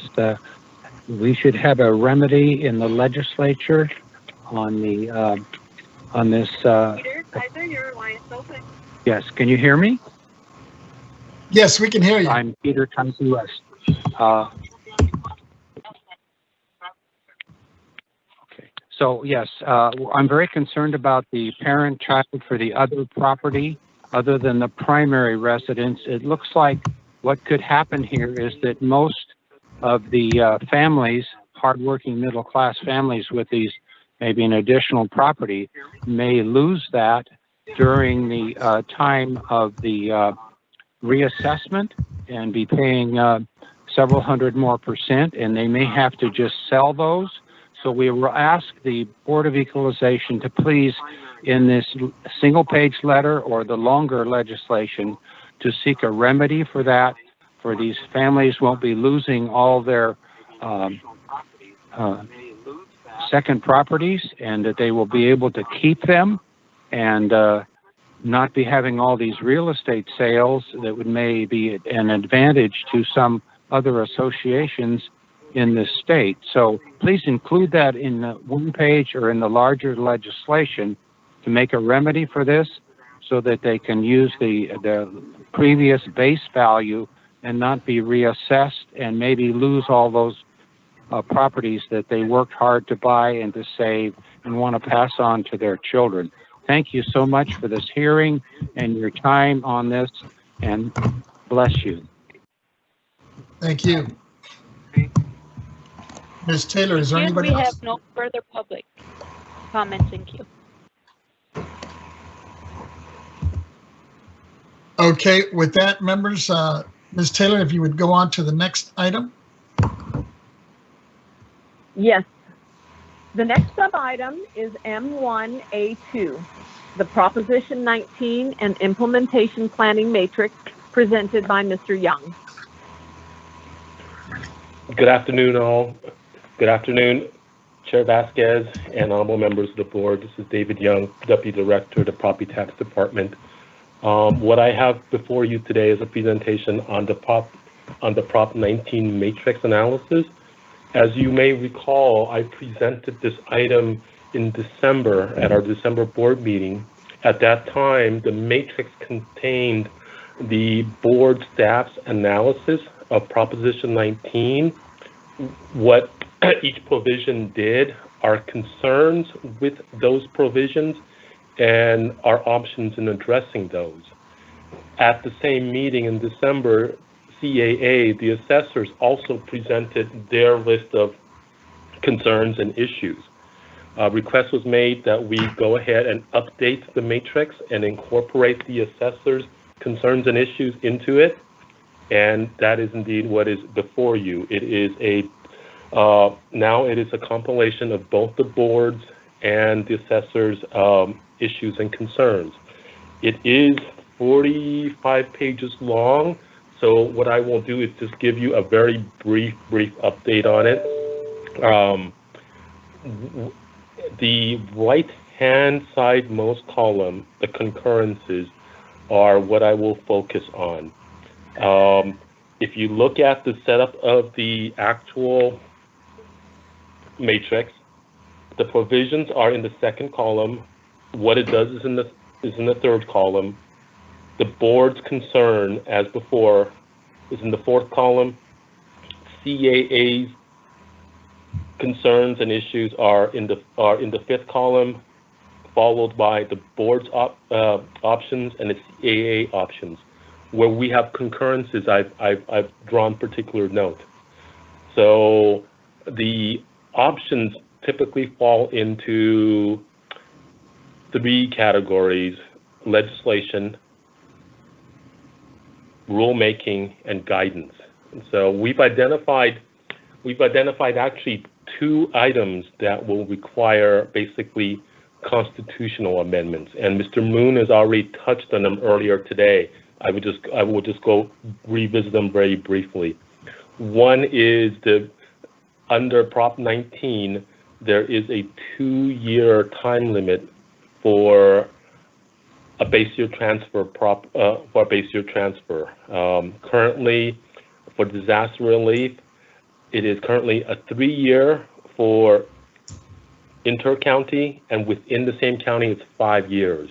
As Mr. Moon so correctly articulated, a 2-year may be a little bit short, and if there is a desire to change that, that would require a constitutional amendment. And the same is true for retroactive or prospective relief. If something happened prior and they did not get benefit under the old statutes, for them to get benefit under a new statute will require a constitutional amendment, because they are hard dates put into Prop 19. We've also identified at least 5 areas that would require legislative remedies, and those concerns were incorporated into the legislative proposals. And so along with this matrix, Mr. Moon's, Chief Counsel's memo, all of the concerns and issues raised in there were incorporated and were presented earlier today with the legislative proposal. So I am confident we got what was identified. What remains to be seen is what has not been identified. I'm sure there may be other issues that will come up, but we did our best in identifying and addressing those issues. And the last option that we have is guidance. We have noted that there were several areas that would probably be addressed in guidance. Let me go through some of them right here.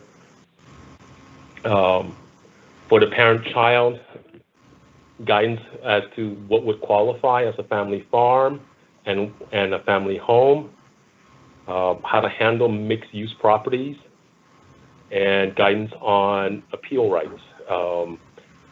In particular, with the parent-child, grandparent-grandchild transfers, what happens with if somebody is actually, the transferee is denied the homeowner's exclusion or the disabled vet's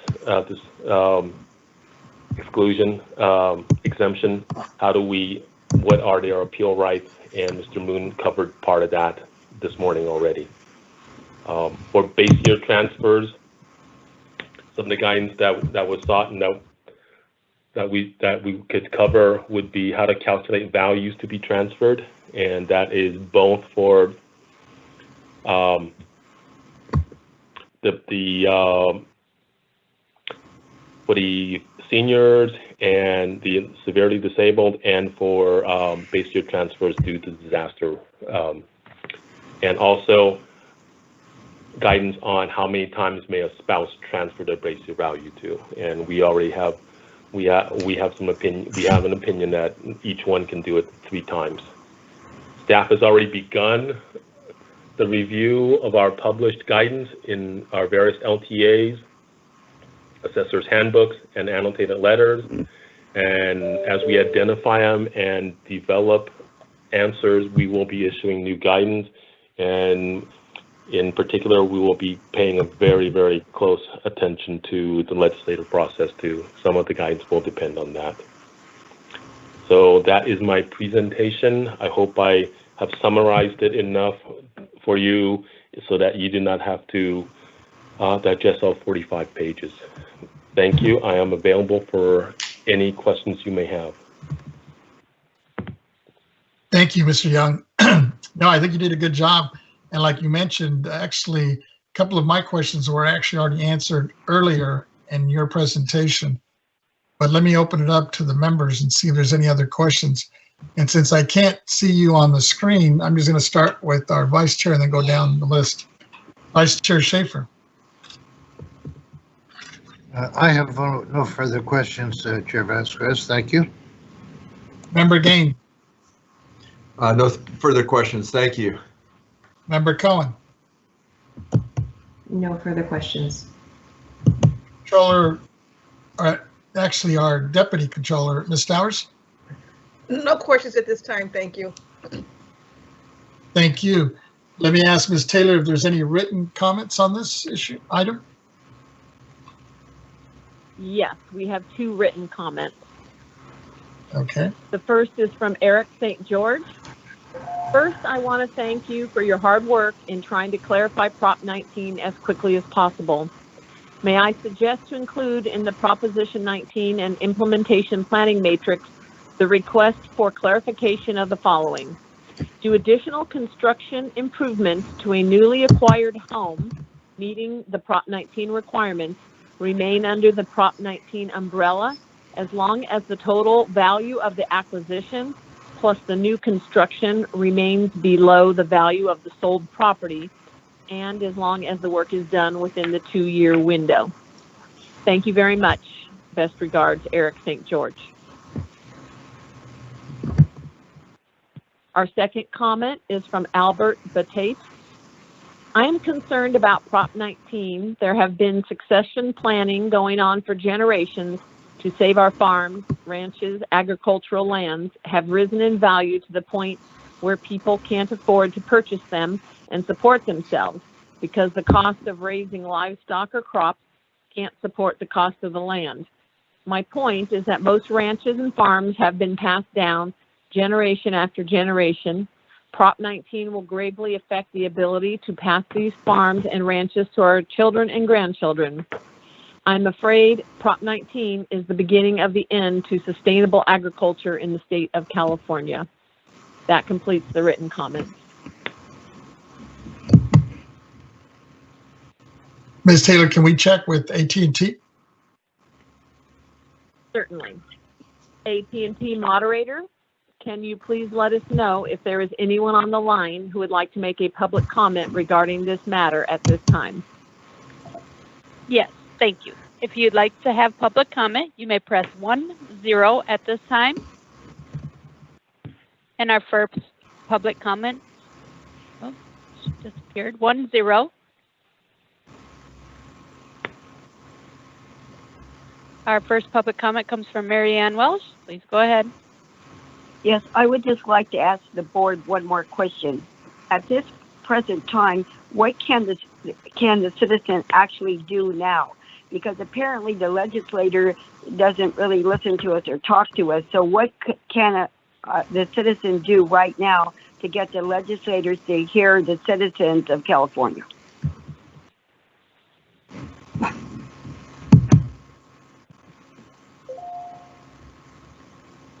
Thank you.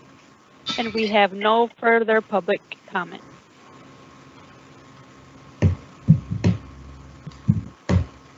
Okay, with that, Ms. Taylor, we can go on. I believe this is our last item of the day. Correct. Chair Vasquez, The Vice Oh, Chair yeah, Schaefer. Vice Chair Schaefer, go ahead. Of the public comments, some of them didn't really require any response, like how do we get the legislators to listen to the people or whatnot. But the first one was asking a question of us, the first public comment. I assume that staff would send some appropriate administrative response to them rather than any one of us. That is correct. Okay. Thank you. Thank you. Ms. Taylor. The last sub-item is M1A5, the implementation of forms and processes presented by Ms. Lumsden. Good afternoon, Chair Vasquez, honorable board members, and Deputy Controller Stowers. This is Patty Lumsden. I'm the Chief of the County Assessed Properties Division at the State Board of Equalization. Today, I'm here to discuss the forms portion of the Proposition 19 implementation plan, which is a necessary and important component of the plan. Government Code Section 15606 requires that the board prescribe and enforce the use of all forms for the assessment of property taxation, including forms to be used for the application for reduction in assessment. This helps to ensure uniformity of property tax administration throughout the 58 California County Assessor's offices, ensures that the forms conform with California statutes and regulations, and that the forms are not unnecessarily difficult for taxpayers or claimants to complete. Pursuant to this mandated duty, BOE staff have identified and created 7 new forms and amended 5 existing forms. These forms are currently going through an in-house review process. The purpose of these amendments and creations will be to help assessors collect necessary information to determine whether a claimant or taxpayer is eligible for the base year value transfer exclusion. Also to help assessors collect data from other assessors regarding transfers, base year value transfers that occur from one county to another county, and also to assist in collecting necessary data that may be required due to constitutional amendment of sections 2.2 and 2.3. So once we have completed our review of these 12 forms, we will be sharing the forms with the California Assessors Association's Forms Subcommittee and also their Proposition 19 Implementation Ad Hoc Committee for their review and further input to ensure that these forms will meet the needs of the assessors and their staff when collecting this necessary information and data as part of implementing Proposition 19.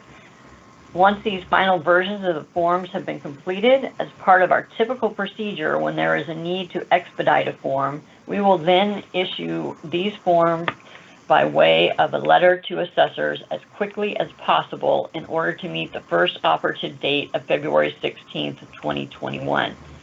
These forms will then be posted to the BOE's assessor portal for assessors and their staff to have access to immediately. This will give the assessors time to incorporate the new and amended forms into their own systems, placing their office logos and tracking information on the forms. After the letter to assessor has been issued, then the next step would be to conclude all 12 forms in our regular annual forms approval process, which will start in February of 2021 this year.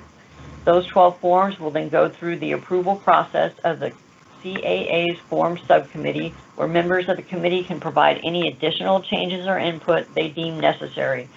Any further changes to these forms would be in collaboration with BOE staff and the members of the committee.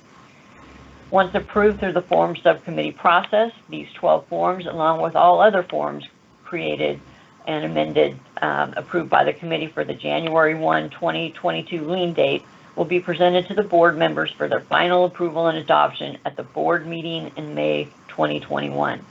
That concludes my presentation, and I'm available to answer any questions you may have regarding the forms process. Thank you. Members, do we have any questions for Ms. Lumsden? Let me start with our Vice Chair Schaefer.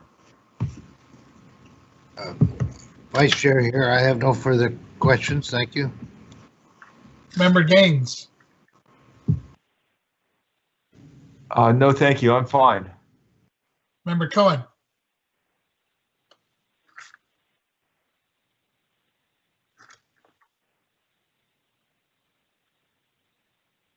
Deputy Controller. Sorry, I'm fine. You're good? Okay. Thank you for the report. No further questions at this time. Thank you. The only question, well, let's check and see if there's any, do we have any written comments on this, Ms. Taylor, from the public? Chairman, we do not have any written comments on this item. Can we check with the AT&T? Certainly. AT&T moderator, can you please let us know if there is anyone on the line who would like to make a public comment regarding this matter at this time? Thank you. And any public comments, you may press 10 at this time. 10 for any public comment.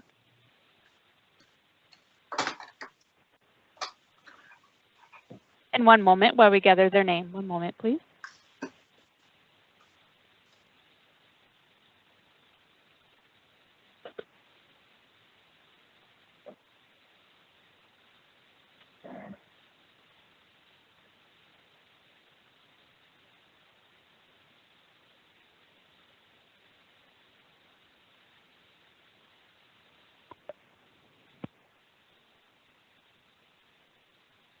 And public comment will come from Di Root. Please go ahead. Hi, this is Dia Rudd, and my question is, will these forms be uniform throughout the state, or are they going to be per county? Yes, so in answer to your question, so that is the purpose of the board issuing these forms, is so that they will be uniform throughout the state and not just different counties having different things. The only thing that will be different is each county will have its own individual logos and tracking information put on those forms. So my further question is, then the question about that Ms. Eddington brought up about the difference in different counties may have family farms listed under units, and some may have them listed under parcels. So there was some gray area as how that would be handled throughout the state. Will that be clarified with these forms, or will that still have to be clarified per county? This might be something that Richard Moon can add to, but I just want to say that the forms themselves will collect the information as needed, and that the clarification will have to come through either further legislation or guidance in regards to the appraisal unit versus parcel numbers. All right, thank you, and thank you for the forum today. Sure, you're welcome. Thank you. Any others? No further public comment in queue. Thank you, Ms. Taylor. With that, members, we will conclude this portion of the meeting and reconvene tomorrow. But I wanted to, and before we close out, especially for the the public and all the questions. We had some very good questions raised throughout the day today. And it's my understanding that we may not have everybody's information accurately to get back to everybody. So if for some reason you are not contacted by one of our staff persons to follow up on your questions, please feel free to log into our website. It's my understanding that that's being updated as we speak, and it's going to have many of those questions that were raised answered on our website. And also, if for some reason your question isn't answered on our website, by all means, feel free to reach out to our BOE Property Tax Department directly.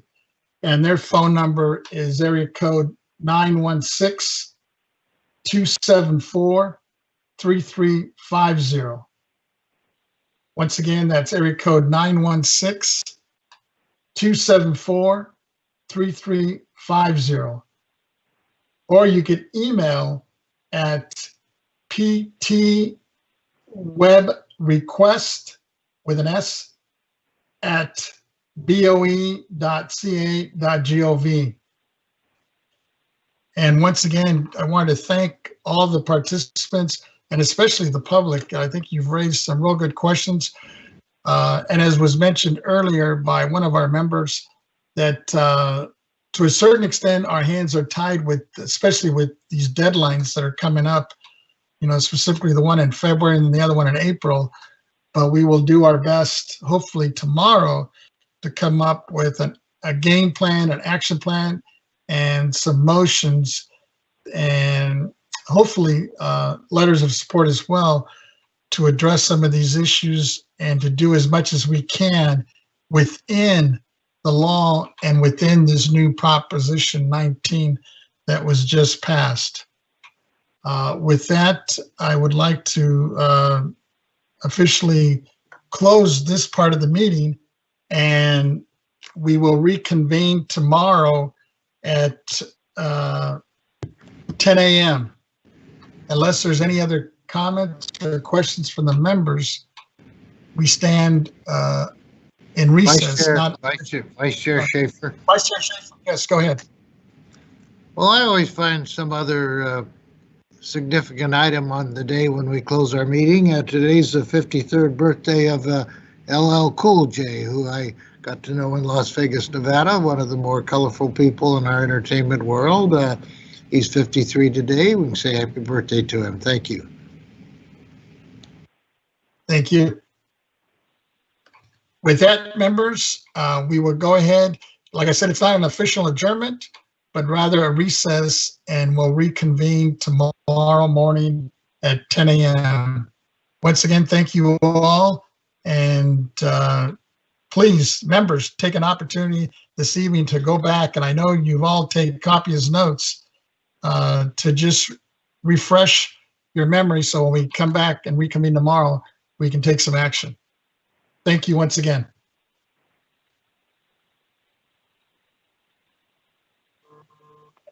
Thank you, members.